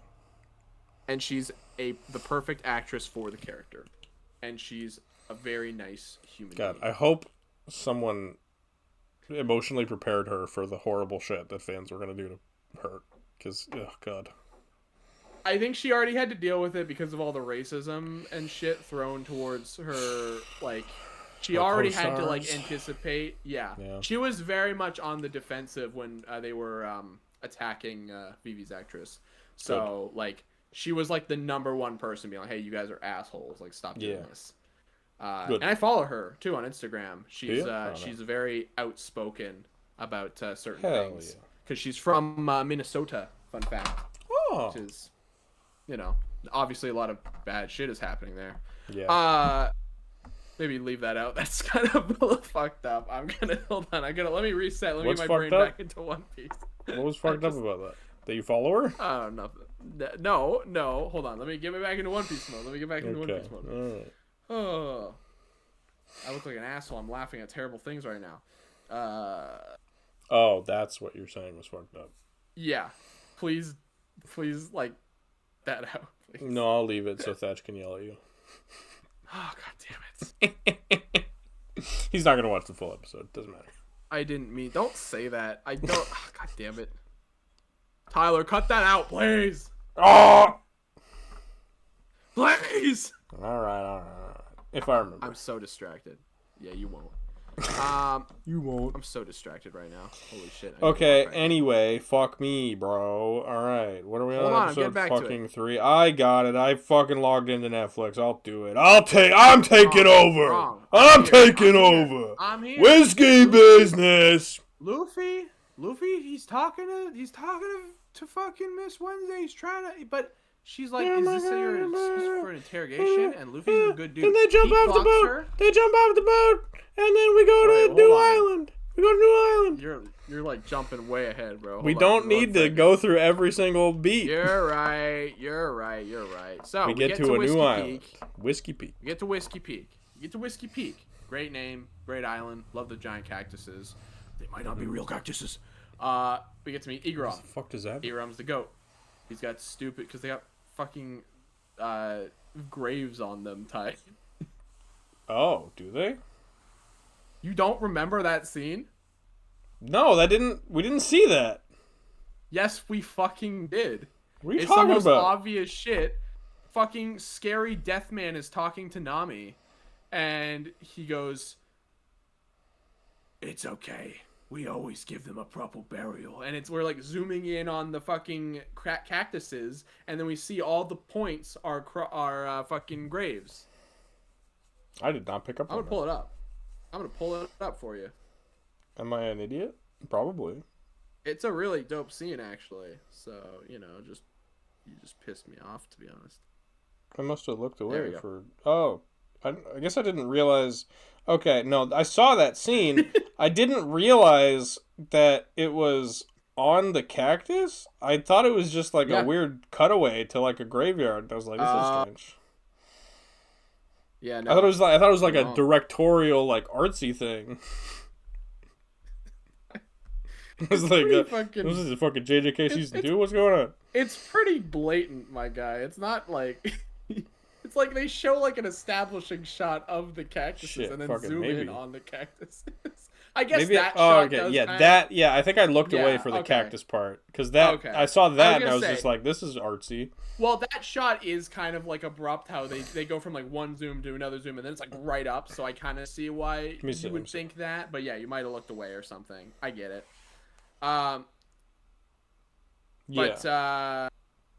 Okay. So. Interesting. Yeah, totally. Anyways, we find out Whiskey Peak ain't all what it seems. They've been treated to a nice night of drinking and eating and all that good shit. Luffy breaks into a pie shop, just starts eating pie, talks to himself like a psycho. He has a nice little wholesome interaction with Igaram, where we find out that Igaram realizes he might not be a bad dude. He might actually not be a bad guy after all. But that's not enough because fucking Vivi uses her weird ass dance and fucking uses her belly dance and jiggle. And Luffy's like, whoa. Luffy goes, and then awooga. And then dies. And we get Zoro versus 100 dudes. Yeah. And it is sick as hell in a really dope saloon set. That is just like got fucking chutes and ladders everywhere, and Zoro's fucking climbing up and doing all this crazy shit. It's such a video gamey location. I wish I could play that fight. I know. It's dope. So yeah, Baroque works. Turns out, they have the island. They're basically, or they work. They're all everyone on the island is all assassins. They works for Baroque. Even the priests. I don't know. I said Paris, the nuns. The Paris. Yeah, the nuns. The Paris. The nuns are even the bastards, even as such, even not to mention that. Even as such as that is and was. I don't know what that was. One of my favorite scenes is when fucking Iram and Vivi are riding in the fucking cupcake car, and Luffy's on top going, Nami! Yeah, and he goes, it's so stupid. I love it. He like reverse Spider-Man's at the front of the train and causes the car to crash. Yeah. He Zoro and Sanji and Usopp almost get laid, but they don't. They were never almost get laid, and then they almost get filleted. They thought they were gonna get laid. You Good job. Missed it. Filleted, bro. No, I got the job. Fuck! I can't do. I didn't want to. Fuck this shit. Hey, wait. Hey, Ty, come back. Ty. I asked you something important. What? Is it recording? Oh no, let's find out. No. Oh god, it's been muted the entire time. Oh my god, I've been fucking. Oh my god. god. My dog shitting. I've been recording my dong. My dog. The camera's been pointing at my dog. That'd be cool. You would just have to upload that. I would not take no for Dong answer. cam. Dong cam. And you censor. You can put a fucking where's wall on it or something. Put the audio over the old video, so then it's just totally unsynced the entire time. Yeah, you're like. I'm imagining your audio with my video right now, where you just like, and I'm like, yeah, and then fucking Mr. Five and Miss Valentine show up, and they fucking ego and fucking he throws boogers and they explode. It's way cooler than I'm making it sound. It's epic. They are a farm, except he's gross. They are cool. Gross. He is disgusting, but he is cool. And then Igorom's like, "Yo, here's the thing, Vivi, you gotta go." Pulls his ties and he goes, "Oh, ba-ba!" And he shoots fucking bullets. He's got machine gun hair. The greatest thing ever. It's pretty epic. Igorom, the true goat. We love him so much. Rest in hell. Man. No, he's a good dude. Don't say that. And he dies there. He does die. He blows up. He's blown which is different in the anime, because in the anime he fucking gets on a boat and goes, "I'm okay, Vivi, look at me," and then he blows up again. It doesn't make any sense. It's Robin so strange that's how that happens. There's a lot of shit like that in the anime. Robin blows his ass up, and but then apparently he doesn't die in the anime. He just comes back. Yeah, then he comes back. He's fine. And then Mr. Nine dies. Fucking Miss Valentine kicks his goddamn brain in. And we find out that Miss Wednesday is, in fact, Vivi. Nefertari Vivi, the Princess of Alabasta, who is here on an important mission that she needs to return back to her kingdom because she's got top secret intel. She's got top secret intel. But guess who appears on the boat? Nico Robin! Sorry, that's not her name yet. Miss All Sunday! So she offers them a deal. She will give them episode 4. She will give them Trouble in Little Garden. She will give them and what is it, all pose? Something like that? Eternal pose. Eternal pose. She will give them an eternal pose that can take them wherever they want to go.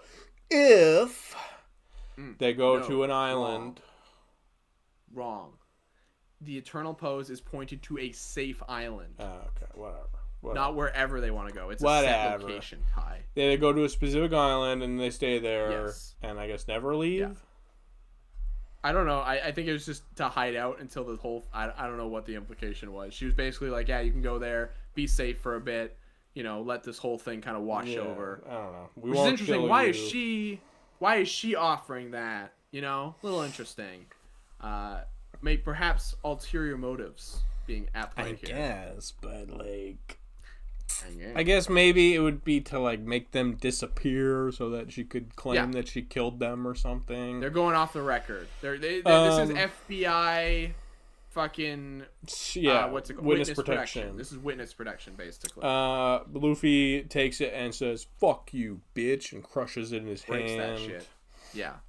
And then she's like, "Okay, bye," and she leaves. She's like, "Have fun at Little Garden." Little Garden. She's like, "You will not survive." Yeah. So they go to Little Garden, and oh my god, it's Dino Island. It's Dinotopia. There's fucking Dinopolis. Scary plants. There's fucking dinosaurs. Yeah. Sanji and Zoro murder the fuck out of a T-Rex. Zoro cuts his guts out, and then Sanji breaks his neck with a knee. He kicks the fucking thing so hard he bruises immediately. Yeah, it's pretty epic. Was instant. Fatality, it is cool. Man. He can solo a goddamn dinosaur all by himself. Yeah. I mean, it wasn't by himself. It was objectively not by himself, but for the record, Zoro probably killed the damn thing. Let's be real. I mean, he was still alive after his guts were cut, so. It was still alive after the guts were cut? Pretty sure. You're right, it did last like 1.5 seconds after Sanji kicks the damn thing, so Yeah, man. it's true. We get some nice character building stuff with Vivi and Luffy, where we get to see how different they are, but not that different. Maybe. They bond, they mutually bond. Hello, Gio. He's giving me a look right now. Here, see? Look at this guy. Oh. That's a guy right there. Gio. Oh, look at him. He's Pretty cute. cool. He's posing. He looks very like stoic right now. He is actually posed because you're bending your spine in a weird way right now. I don't know about that. He's a dog. He do it. It's fine. He do it. He do it. We find out that there might be some. Oh, sorry. And then giants appear. Yeah, the big thing of this. Yes. There are giants. The two big things. We meet Rogi and Dory, two giants that live on the island, who have a beef with each other. Yeah, two friendly giants. Yeah, they don't have beef. They're actually they're bros.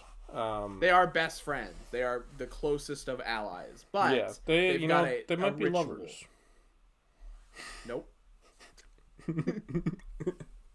They only seem to talk to each other when the volcano ring goes off, and that's the only time they ever see each other. I mean, we don't know. They just ignore each other. They could hang out sometimes, but they do probably just share a brew. Yeah, it's true. But they've been fighting for 100 years. Whenever the volcano erupts, for thousands of battles, and they're evenly matched. Mm-hmm. And so they bring their new friends, Luffy, Sanji, Vivi, and Nami, over to watch their duel.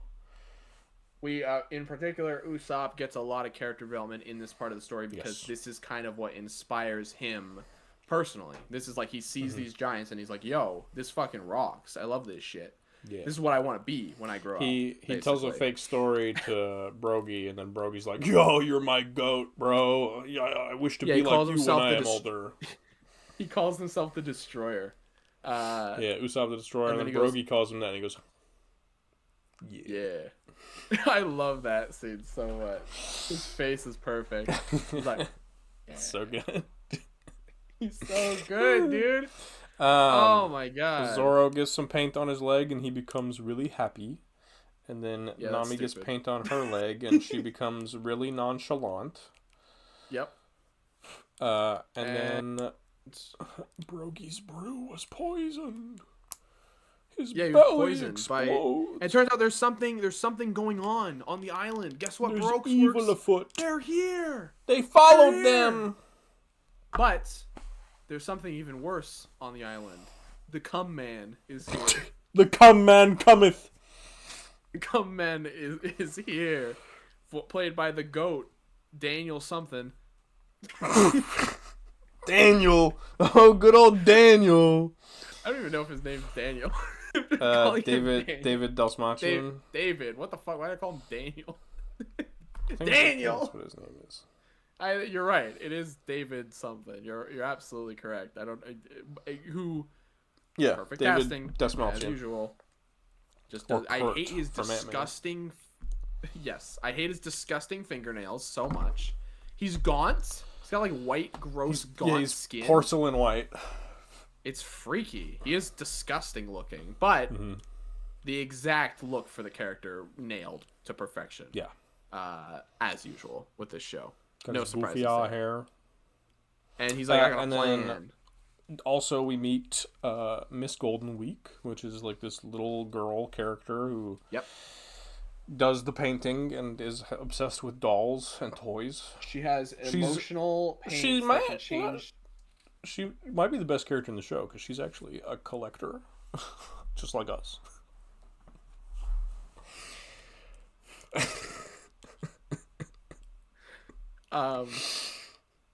There's a cool little there's a cool scene where Vivi has to give up Igram's napkin or whatever it is, and basically burns it to as a way to honor him, and we get to see some carvings, one of which is Loki and one of which is Nika.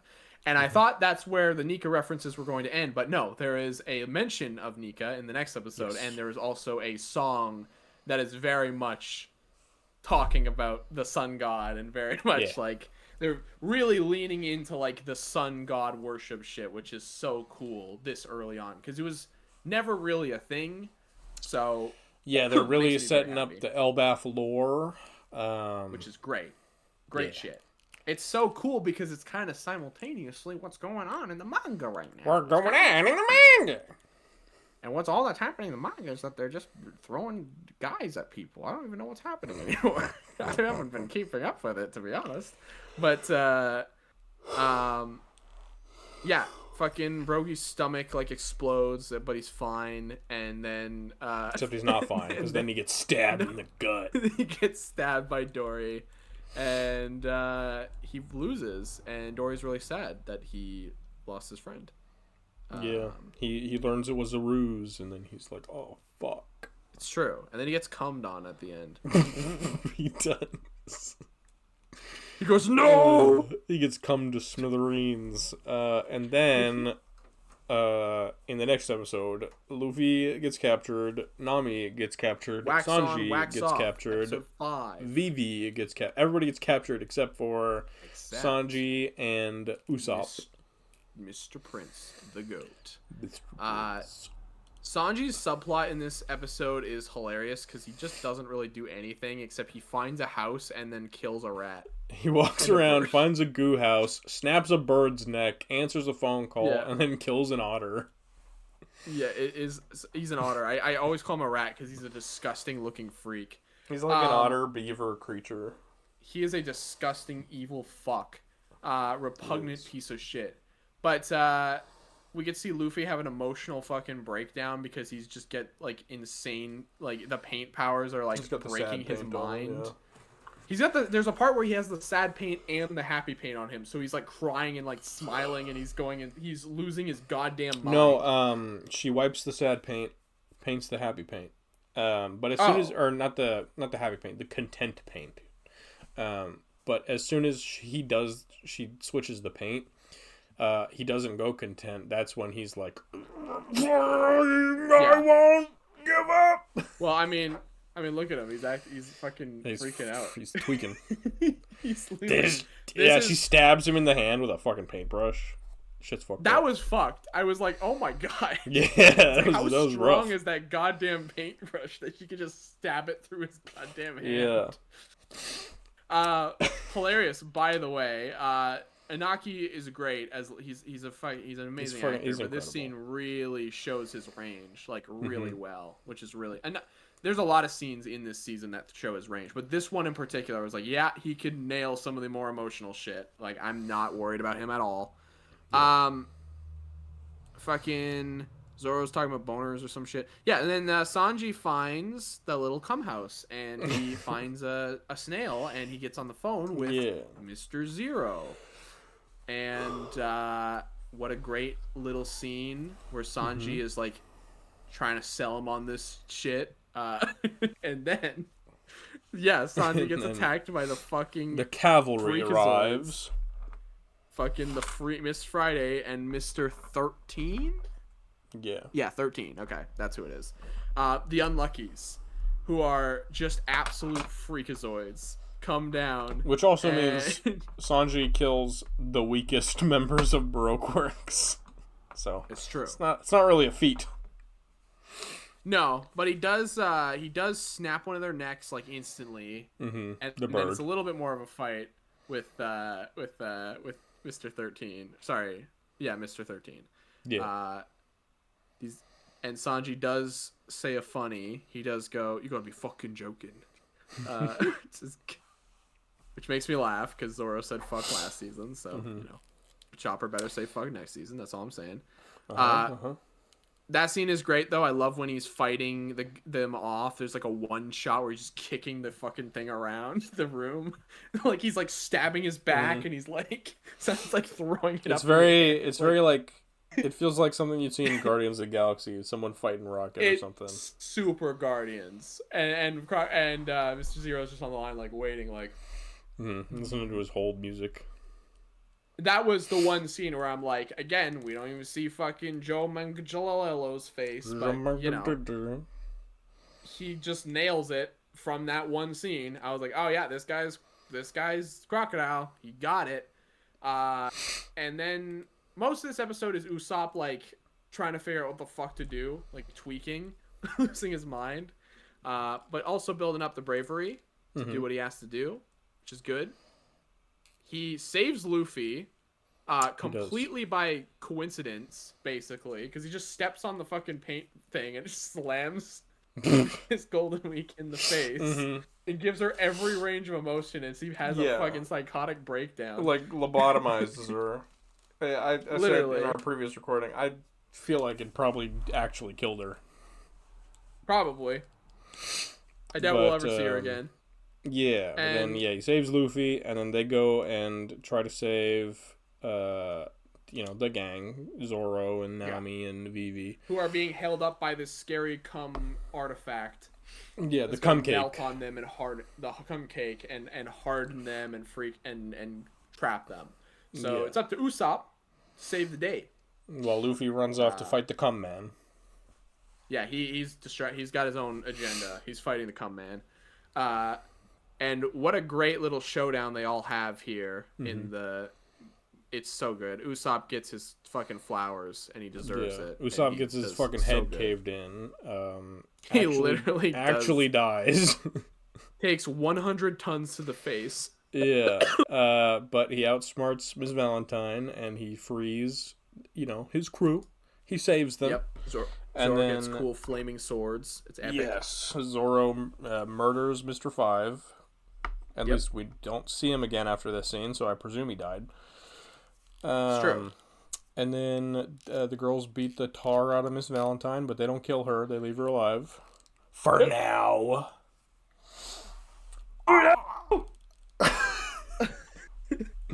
Luffy fights Mr. 3 and then gets his butt beat and gets cut up. And then Mr. 3 gloats and shows him Dory's jizz statued form. And he doesn't like that. No, he does not like that at all. That's his fucking best friend. That's the only man he's ever cared about. It's the only person he literally likes in the entire series. Yeah. And so he fucking loses his shit and uses the wax to beat the wax and then wins. Yeah, he uses the wax against the wax and then whacks him. That is the first time we've mentioned wax in this entire thing. We've just referred to it as cum. Because it is. Which is like, but like, again, up until this point, I would not be surprised if someone who doesn't watch the show is like, oh, does he actually just have cum powers? Which, it's One Piece. It's not out of the realm of possibility.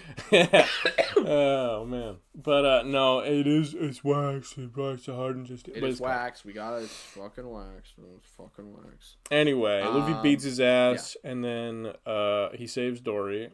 And Brogy's alive, and they win. It's wholesome. They win, and they sail off, and they cut into sail, a giant goldfish. Giant goldfish is going to eat them, and then... Which is something Usopp talked about in Season 1. Mm-hmm. So, bro has fucking foresight powers. Although he did mention walking on the goldfish shit, and that didn't happen, so, he kind of left out a few details there. Yeah. You can't predict the future perfectly. Oh, yeah, and then Mr. 3 fucking kills Mrs. again, Valentine. And he murders Miss Valentine. Assuming that's Presumably. probably what happened. Either shoved wax down her throat or fucking smothered her head with wax. Blocked up her airways. Either way, yeah. She's probably dead. Yeah. Probably. And then Nami gets sick. She does. Uh-oh. She passes out. Uh-oh. Uh-oh. So what are they going to do? Nicely... Yeah, what are they going to do? Well, find out next time on the Super Poser podcast. No, just kidding. I'll be back in time. Hold on. All right. 1 second. I got to feed the Doge. Oh, no, I haven't been recording. Oh, fuck, I haven't recorded any Oh, God, no. Oh, my fuck. Oh, shit. Took you long enough. Goddamn. I had to feed my goddamn dogs and take them outside. My parents are gone. They're dead. Sorry. You found your mom dead upstairs earlier. Yeah, because you killed her again. Yet again. She's dead yet again. All right, let's get through this little bit faster. Little bit faster. So... Let's take 3 hours on this. Yeah, on 3 episodes. So, they arrive at a brand new island. It's Drum Island. Yeah, we're on Drum Island. They spend time on the Drum Island. They go to Drum Island. They climb a drum introduction to go to an evil witch. We meet evil bastard Wapol, who's a dickhead, King who has beef with Vivi's family. That we see in a flashback to the Reverie, which is a cool lore event where all these political leaders get together and they jelk. That doesn't happen. Nami's dying. She's really sick, and Sanji, she's ill. He's real fucked up about it. He's really not doing so because he's in love with her. I said this, and I called him a piece of shit. Yeah, I never did that. He called me a fucking bastard. I called you out on it, but I can see the vision. I'm a little bit not used to it yet, but I could maybe see it. We'll see it. Yeah, I hope that doesn't we matter. get an actual romance between them. That'd be great. I hope that we get actual sex scene between the two actors. That's all I want. No. Yeah, sure, Ty. I just want the characters to fall in love and be happy. Tashigi and Smoker's plot point is boring and doesn't matter. Yeah, they fight some nobodies from Brokeworks. Smoker throws a basketball or baseball into a woman's neck and she dies. He abuses and murders a woman. He does actually just kills a woman, which is crazy. Just a thing that happens. And, so we get to Drum Island, and they're very apprehensive toward the Straw Hats getting there. But Luffy learns a valuable lesson from Vivi. That's can't just go in guns a-blazing. You have to take one knee and be like, hey, yo, sorry. Let's go by your rules. And so Luffy learns a very valuable lesson. Nami is dying because a fucking bug got on her and bit her. Yeah, she got bug bite. She got the freaky fungus. Bug. Yeah, it was cool. And then Luffy's like, basically they're like, well, you can go in the morning. And they're like, well, Nami's probably not going to make it till the morning, so let's just go now. So Luffy and Sanji take Nami up the mountain by climbing up the mountain. Just that they're just going to climb up mountains because they're crazy. And Luffy doesn't use his stretch powers to get up the mountain once, which is like, But he does use them to get Sanji up the mountain. Sanji falls and he fucking stretches his neck out and it's really scary. It's like it's a jump scare moment. It's like a fucking freak. It's a Five Nights at Freddy's jump scare moment where he leaps out at the camera and goes, and uses the raw strength of his teeth to throw Sanji up. It's crazy. But they barely make it. But thankfully, they do. Usopp snaps at Zoro. He does. Tells him to fuck off. He's pissed off. And Zoro gets to talk to Dalton, who, by the way, Dalton is the goat. And by goat, I mean he's the bison, or minotaur, as Ty calls him. He thinks it's a minotaur. He's a fucking minotaur, bro. He's a bison, brother. He's a minotaur. He's a man-shaped bull creature. He's a minotaur. He's a bison. I ain't ever seen no bison walk around on 2 fucking legs. Hey, guess what? Have you ever seen goddamn fucking chopper reindeer boy walk around on 2 feet? What is he? Is he a minotaur fucking as well? He's a human fruit user. Does it fucking Dalton's a bison fruit user? Oh, does he have a devil fruit? Huh? Yes. Did you not know that?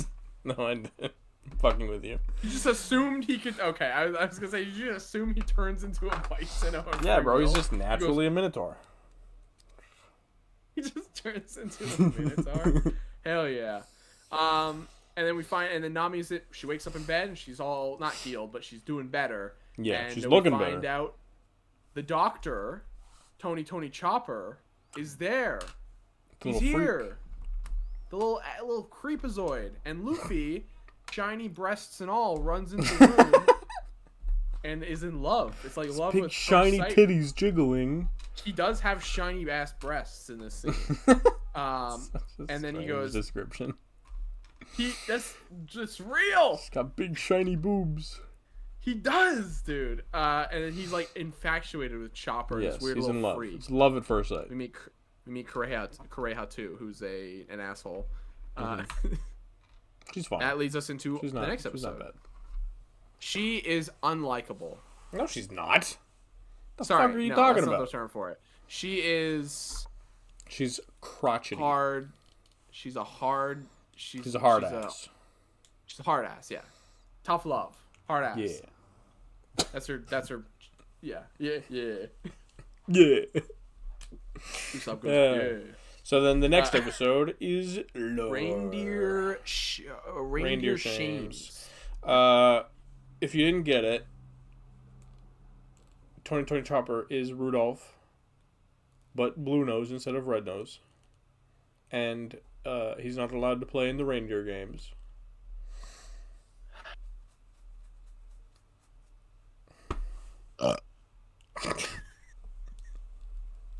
He even, if you really didn't get it, he even pulls a sled in the next episode. If you didn't get it, all the titles are based off of movie titles.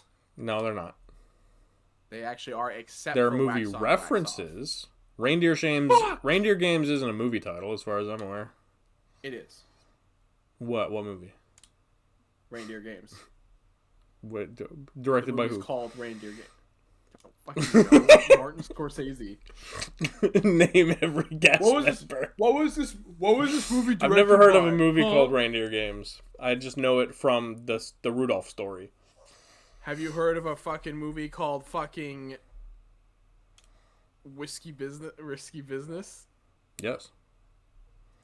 Fear and Loathing? Yeah.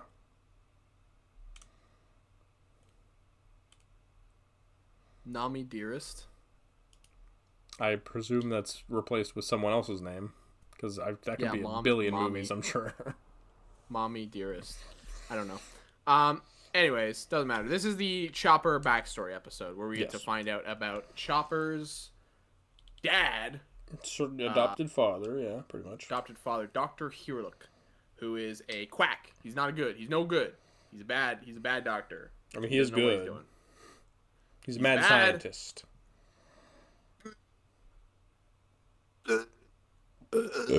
Anyway, he saves Chopper's life, and then they bond for a year. Chopper don't trust nobody because he's a little freak, but they bond. Because nobody trusts him. He's got blue nose. Yeah, and also he talks and turns into things. So he says shit. He's an abomination. He is an abomination, and he goes. Anyway. No, not anyway. That's real. But this is important. Anyway, they bond for a year, and then he sends Chopper away. He says, "Goodbye. I don't want to get out of here. I don't want you to be here anymore. I don't want you to I don't want to play with you anymore. Get out of here." He sends him away like he's a dog, and then because he's gonna die. He doesn't want him to see his only friend die. Yes. And then him and Kureha have a conversation where they talk about the magic mushroom, and Chopper goes to get the magic mushroom, and then Chopper feeds him the magic mushroom, and turns out, poison mushroom, he's gonna die. But before he does that, now he's gonna uber die, and then before that, he's gonna make himself triple die. He's really just suicidal towards the end of the film. He wanted to die as fast as possible in as many ways as possible. He saw Chopper walk in, and he was like, "I don't want to pay the medical bills. Healthcare's too expensive. Pay the childcare." Yeah. So out of this hell. He goes to the castle and he gives a beautiful speech that made me very sad. And then a beautiful speech, blows himself up, does no damage. Was barely scorches the floor beneath him. Maybe kills one person. No, he doesn't. We went over this because fucking Dalton was the closest person to him, and he doesn't die. Dalton's got goddamn plot armor. Doesn't matter. I know, but nobody else died either. There ain't no way. just boring guards. Doesn't matter. Yeah. Stormtroopers. Yeah, you're right. He just blew himself up. It's epic. It's badass. Dalton's like, I don't want to do this anymore. No, that's not what happens. He's like, go kill the boy. Go kill his son. And he goes outside, and Chopper fucking roids out and freaks out. Chopper hulks out, Not before mourning his... Not like a fucking skinwalker. In scary deer form where he goes... I hated looking at it. It was gross. And then, then he hulks out, and then Dalton's like, don't do this. Don't be consumed by rage. And then Chopper's like, all right. And he just fucking runs away like a stupid-ass... He runs away much like the Amazing Bulk in the famous 30-minute chase scene when he runs away. He's like... That's pretty good. It's like turn his back. He runs away like that. It's obviously a dude in a suit that's like shifting around a little bit, but it looks funny. He runs away like a Bigfoot, basically. And then Dalton's like, I'm not doing this shit no more, and he leaves, basically. And then they're all getting ready, and then fucking... Oh yeah, Look has a pirate flag, and he teaches Chopper about like, the flag is freedom or whatever. You know, this is good shit. You want this is your god, basically. He's like, pray to this every day. And Luffy's like, why is this in a box? This should be up here. So he puts it up, and that's basically the end of the episode. That makes Chopper respect him. You're right. Chopper went from hating Luffy's guts to like thinking he's kind of cool. Might be goated. Might be cool. Yeah, so then the final episode of the season, Deer and Loathing in Drum Kingdom, episode 8. Yeah. Here we go. It is the big final climactic showdown between the village and Wapple's goons. Zombie freaks. Is disgusting metalloid mutants that do not exist in the canon, but I'm okay with that because they're awesome. And they're disgusting freakazoids. Great costume design. Yeah, it's just went so hard for something that does not exist, but I don't care. It's just better. Yeah. And then Robin shows up again to be like, yo, Vivi. She says some cryptic shit. Yeah, as she often does. She's off to do. Oh yeah, they send Vivi up to the castle. Vivi joins them. Which I now realize the only reason why she's there is because she has to confront Wapple, basically. That's the only reason why she really goes up there in the first place. Yep. Sanji talks about she goes up to warn them. That's true. There is an actual lore reason for it, yes. Yeah. Sanji gets a little personal with Nami. Talks about his mom. Because he's in love with her. Big moment for your boy Sanji. It's a very big moment because it's not something that, as I understand, you get any of until his actual arc in One Piece. Sanji had one backstory up until Whole Cake Island. Then he got 2 backstories, which is very rare for most Straw Hats. Most Straw Hats just have one backstory, but Sanji gets 2. Except for Luffy. Because you're right, Luffy did get Luffy's 2 got like 3 backstories, bro. He's got 2. He's got 4 backstories. He's got Shanks, Garp, his brothers, his mom. The Garp and the Sabo stuff is kind of together. But it's not though, because Sabo comes later. But I'm saying, are you speaking? It's retcon backstory. He's got different backstories. You're talking about the Netflix version. That's what you're talking about. No. What? Sabo is not introduced until post time skip. Garp is introduced pre time skip. Pre-time. No. Yes. No. Yes. No. I'm right. You're wrong. Sabo was actually introduced pre-time skip, by the way. When? Right. 2 episodes before. 2 episodes beforehand. No. Doesn't matter. You're wrong. You're wrong. I'm right. Anyway, he still does have 4 fucking backstories. Sky fucking Tyler does a great job. Okay, I thought you were talking about me. Sky Tyler does a great job at the scene. He does. He's incredible. Wonderful job. Taz. What the fuck? Taz Skylore. It's Taz. Okay, it is Skylore. Okay. I was like, I kept wanting to say That's why I was like, why are you talking about me? What the fuck?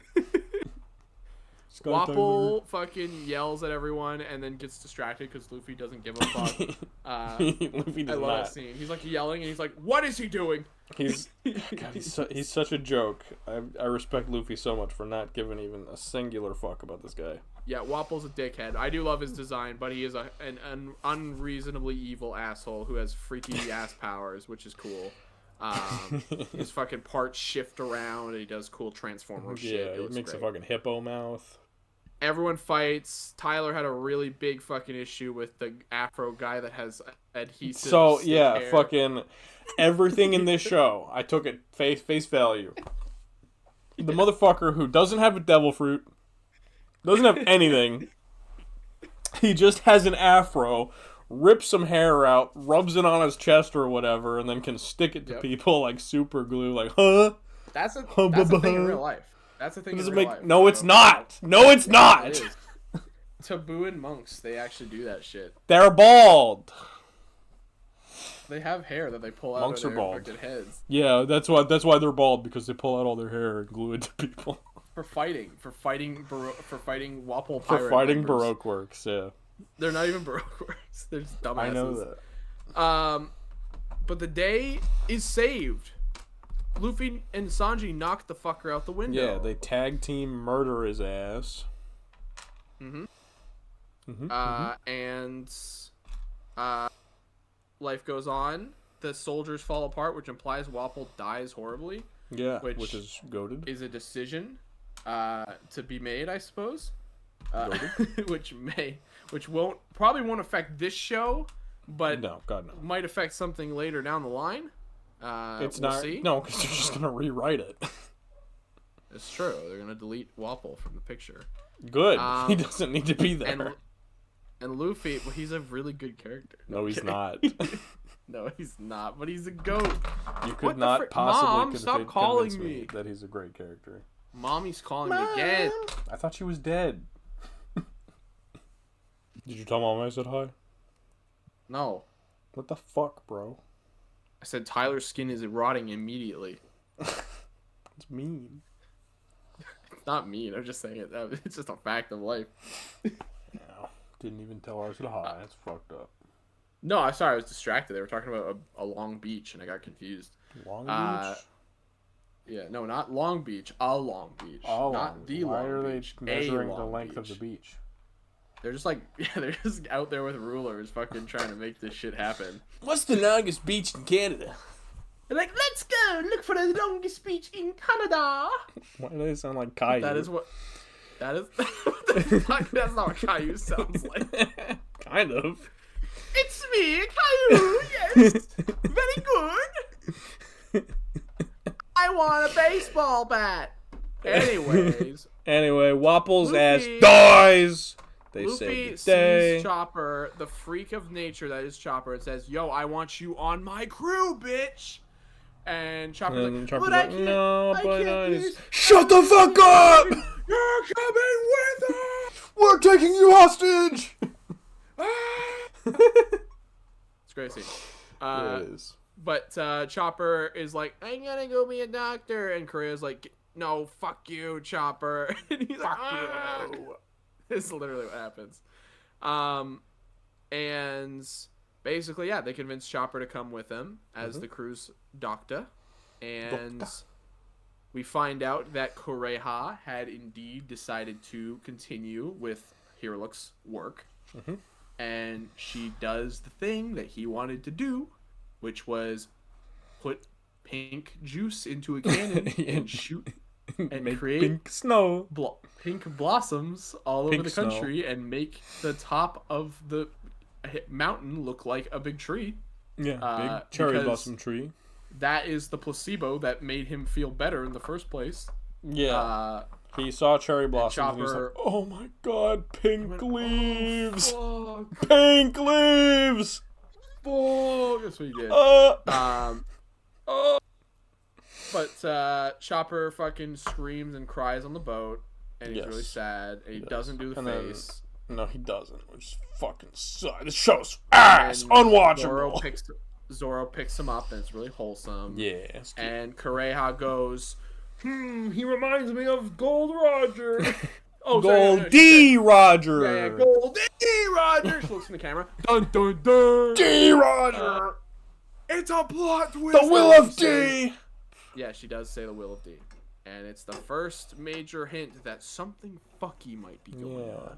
When was the first reference to the Will of D in the manga? Do you know? Right there. Right there, actually? Okay. She's actually genuinely, faithfully put it in the right place. Nice. Same thing with the Roger thing. That's where it belongs. Right there. Gotcha. So they actually saved it for the right moment. So that's when Gold D. Roger is actually revealed.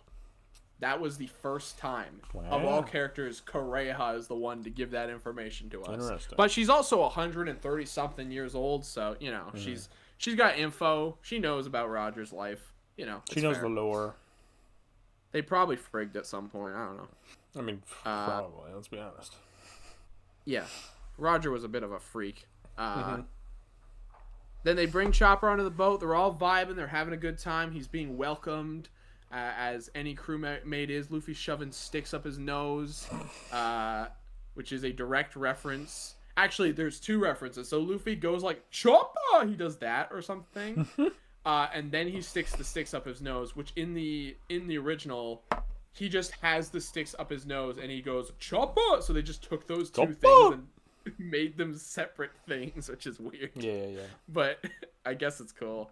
And then Vivi is like, yo, you're just going to drop me off and you guys can go do your thing. And they're like, fuck no. You know who we are? You know who we've been through? You're one of us now, Vivi. And she's like, oh, it's wholesome.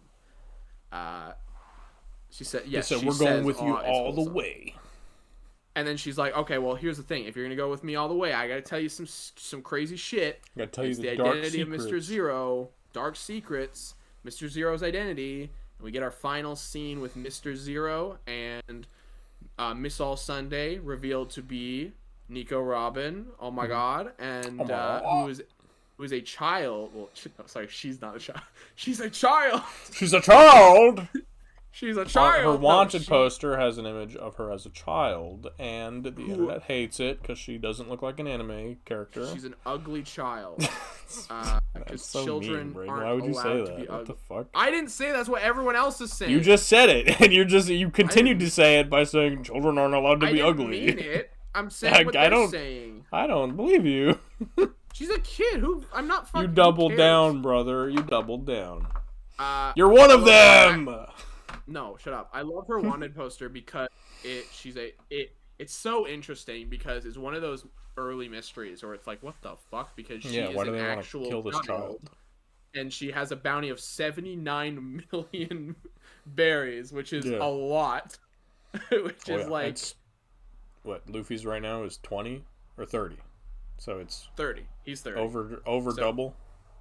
Yeah, which is so cool. I love that. I think that's really dope. It's one of those early One Piece mysteries that's like, oh shit, what's her deal? And the fact that there's literally no updated photo of her is really cool. Yeah, they don't know what she looks like right now. Because she's been undercover. And then obviously we get the reveal of Crocodile, who is a warlord. And he's the head of Baroque Works, and he is played by the guy, and he does a great job. And he looks in his tank, and he sees an alligator. There's a and he's basically like, he's like, we're gonna fuck this country up. Basically, is what he's saying. Yeah. And fucking this country is gonna get me the One Piece somehow. Yeah, somehow, tangentially. It's just gonna fall in his lap, and he's like, "Yes, finally!" The prophecy foretold. I always thought it was interesting that he was like, "Yeah, I want the One Piece," when he's like the most like static guy who doesn't do anything. Yeah, right. Even also, he's pretty well off. Like, why do you need it? That's actually a thing that happens a lot in this series. Well, they'll be like, Shanks is like, "We're off to go find the One Piece," and it cuts to 10 years later, and he's sitting on a beach, like fucking like, oh. Like, what is he? Like, fucking, how is it taking you this long to get to that shit, you idiot? Well, I mean, if they don't know what they're doing or where they're going, he's a fucking, Shanks is a he's fucking the highest powers in the world. He knows what he's doing. He's just being a dipshit. Nah, bro. Look, he might have been on his crew as a child, but fucking, he doesn't know. Literally shit. Almost got to the last island if it weren't for Buggy getting sick. I swear to God that happens. Yeah. Buggy gets sick, and then he's like, "You stay with Buggy," and so they don't go to the last So island together. they don't know the last location. They don't know where it is, but fucking everyone else does, because of course they do. Anyways, it's very interesting. Yeah, but that is it. Yeah, Yep. that's it. That is One Piece season 2. Yeah. And we're not gonna go too long, but I will just say, like I said, we said at the first beginning, what a fantastic season. We did also incredible. We did do that. Just was through and through just an amazing experience, and so well done, so faithful, so just soulful, I think. Like, and just these guys know what they're doing. They know exactly what they're doing. It just feels so genuine. It's just special. This shit's special, man. Yeah, very special. It's hard to even say like what the last piece of media that came out that felt like this was, where it just felt like true, genuine, honest, earnest. Just good. You don't get a lot of that nowadays, because a lot of it's very corporate, and a lot of everything is just very like made. Yeah, made to make profit. Yeah, which obviously, look, I mean, this is doing well. It's doing very well, and people love this, and the response this season. It doesn't have to be artificially made to make profit, because they just know that One Piece is gonna do well, so they can just be what it is. Season 1, by some miracle, because these people really care and respect One Piece, were like, yeah, we're just gonna go for it. And I know it has its detractors, but for the most part, I think it was received pretty well. Yeah. And season 2, people have been really vibing with it. People have been loving it. And it goes to show that it's interesting because you're in a situation where you can probably make this for as long as you want, but people are going to start getting older, and it's going to be interesting. But at least just get us to that pre-time skip. That's all I want. Just make a season a year, guys. And if you keep at this pace, make the big arcs maybe no more than 4 episodes. Like you can get us there, and then condense smaller arcs into 1 episode, or stuff like that, or skip some things if they're not important, if you need to. So just get us there. I'm telling you, there's so much I want to see happen, and like we'll never get to like Gear 5, but could you imagine if this show ran for 10 years and then we got there and we got to see Inaki be Gear 5 Luffy? It'd be fucking insane. We get to see with like the payoff for that. You could see 48-year-old Inaki step out and be like, he wouldn't be old and decrepit.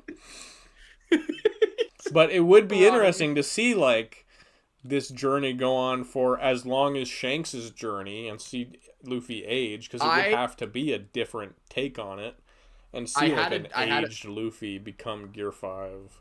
I do have the opinion that they could do the time like that, where they do just like skip time naturally. They do go through time. I'm not saying every season needs to be like a year later, but like, have like them sailing for more than a few weeks or something like that. Like, I'm pretty sure there's somebody said this, and I don't know how true this is, but there's some statistic where it says that like all of One Piece up till the pre-time skip is like 2 months or something like that. 2.5 months. Which is like, that's like 10 years of story right there. Which there's no way. There's no way. It's also goofy. Impossible because of how much time they spend sailing. Sailing takes time. Yeah. Sailing in this world is like you're there on the next island like in 20 hours. Like you're there. You're just there. Ain't no way. Like that's not how the world works. Yeah. If it's a planet, it takes a long ass time. One Piece has no sense of like world, like how in time. Did you lose me? Am I gone? You froze for a second. Am I here? You're fine. Yeah. But yeah, I'd be okay with them taking a more lenient like, or more like realistic approach to like how time passes. That way you could do more, but I wouldn't be surprised if they get to post time skip and they're like, we're gonna recast everyone. That would suck. But I would hate that. I don't think you could live up to the casting. I know, that's the problem. I'm like, how the hell would you be able to do better than Inaki as Luffy? Or fucking any of these guys? They all do such a great job at honing their characters. I have no doubt that it would probably feel inferior in a lot of ways. Yeah, I'm sure maybe they could fast track post time skip. I guess. But then it wouldn't be as faithful. Well, sure, but like how much of the post time skip stuff is as important as like the big stuff you're getting right now? Or like, you know, as important as these early establishing arcs, where like the arcs where you get new crewmates and stuff, sure. And then like Wano and stuff, but the arcs in between, like, is that as important, you know? In their own way, yeah, for sure. Every major arc is important for a different reason, you know? But yeah, you can trim some fat, for sure. But with how... I'm only apprehensive about that because with how faithful this Grand Line season is to that bit of story, I'm like, oh, they really care and they really respect even the little stuff, you know? Like, you easily could have turned this entire season, they easily, without a doubt, they easily could have taken it, mashed it all together, and made Alabasta the finale. Easily. They could have just fast-tracked everything. They didn't do that, and I respect it. But I'm also like, are we going to fucking have Alabasta be the entirety of Season 3? Which sounds insane to me. Because that's 8 episodes on one island. What episode... So if Season 3, Episode 1 starts like they get to Alabasta, what episode do they get to Alabasta in the anime? What episode? Yeah. Well, let me look that up here, sir. It's pretty long into, or pretty far into it. Yeah. Let's find out. Okay, episodes 92 to 130 is Alabasta. 92 to 130. So 2 seasons for 100 episodes, pretty much.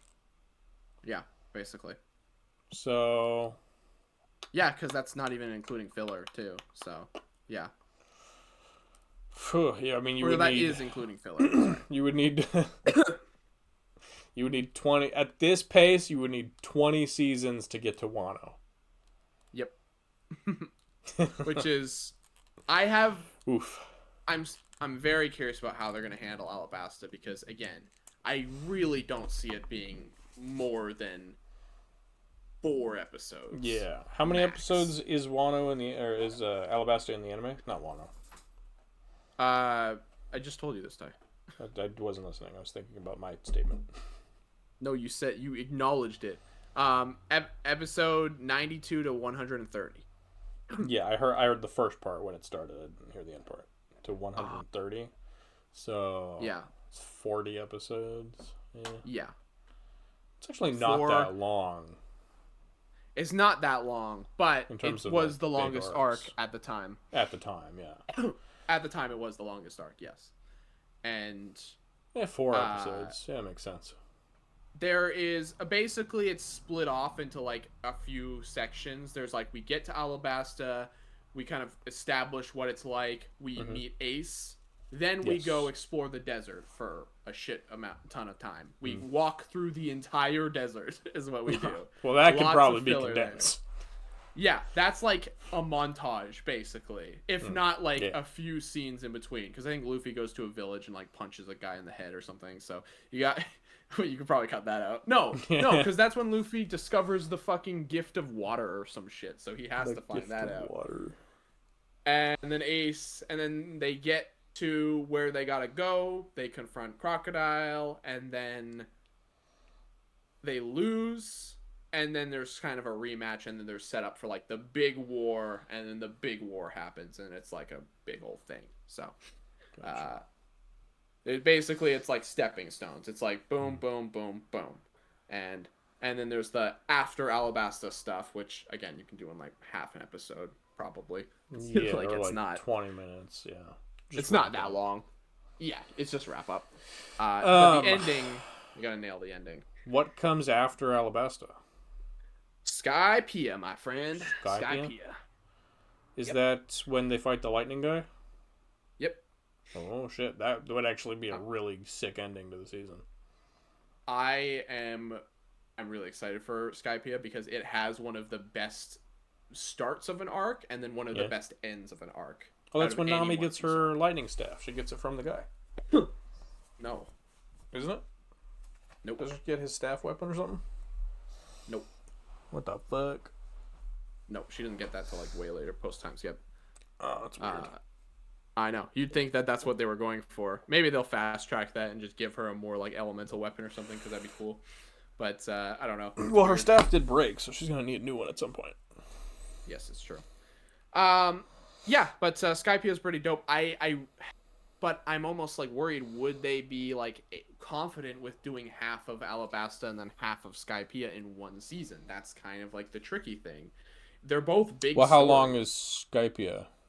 Skypiea is even longer, I think. Oh shit. Hold on. Skypiea arc. Well, but I mean, if it comes next, then like, what else are they gonna do? They would. What did I say? 92 to 130? Is that what I said? Yeah, 92 to 130. Okay, so 153 to 195 for Alabasta or for Skypiea. It's about the same. It's not that different. Is it? Okay, never mind. It's pretty close. 150. It feels longer because the pacing of that. I will say the pacing. What's of that arc 20 is episode gap between the two? filler. Oh, filler. Gotcha. There was a lot of filler. And they might not be including Jaya, which is like a 10 episode arc that like is the build up for Skypiea, which Jaya is like that's where Blackbeard appears. That's like it's a good arc. It's a good little Oh, well then they'll probably do that. Well, they have to. That's probably that might be an episode between Alabasta and Skypiea. Yep. And then Skypiea maybe be 3 episodes. Which you could do. The thing about Skypiea and the reason why I said it feels longer is the fact that it's very dragged out. They take a long time to do a lot of shit. It's also not a very people don't like that arc as far as I recall, right? People think it's filler. People think it's filler because it feels like filler. So 3 episodes might be better for that. And realistically, you could probably do that. There's a lot of like history you'd have to set up, which I would be. Look, we're obviously just talking about the future. We don't know what's going to happen yet. They've started working on season 3, so we know that they're at least they have a plan. They know what they're doing for it at this point. I would assume. I bet they have scripts written, and if they didn't have them when they started, they're definitely have finished them by now since they take a break. For sure, definitely. So yeah, but look. I think the future of the series is bright no matter what. Even with our little hesitations and our like, well, what are they going to do? I have no doubt that it's going to be handled well. I have no apprehension about it because they've knocked it out of the park. And even if seasons do get I would love to have them give like a statement or something on like what their big picture plan looks like. Even if it doesn't pan out like that, like what are they hoping for? I think there was something like this, actually. I think Thatch sent it to me, actually. Let me see if I can find it really quickly, because it was kind of vague. They did just kind of generally say something. Hold on, let me see if I can find it. And then we'll probably, we'll wrap it up. Good. Hey, bye-bye.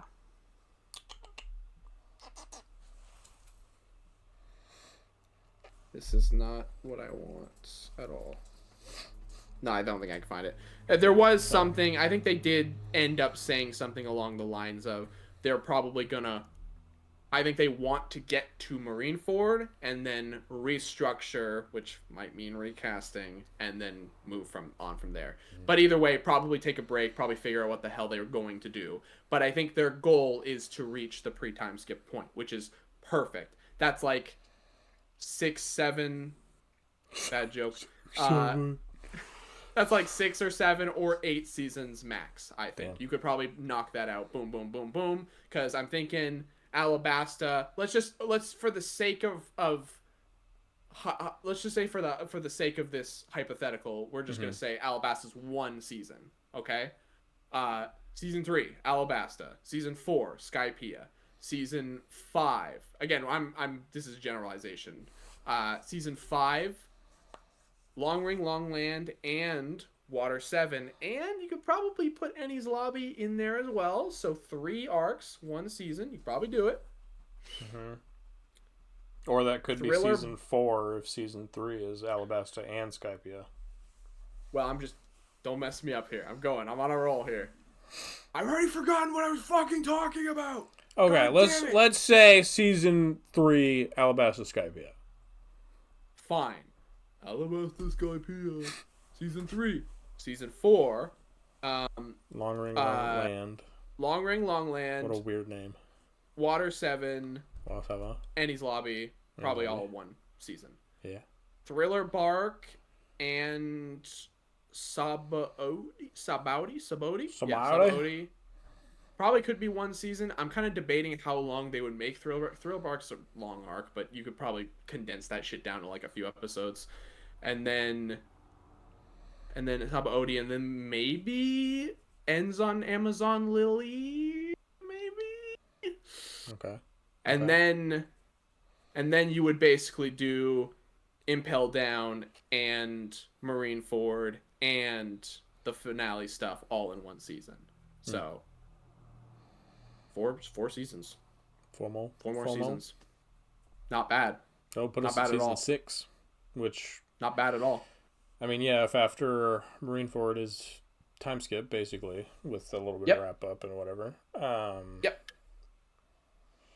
What episode number does time skip happen at? I think it's 512. Okay. So then 6 more that seasons. Extremely confident. 6 more seasons, you could get to Wano.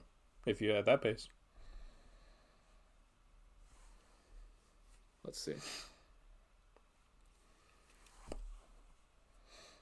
Well, 6 or 7 more seasons, depending.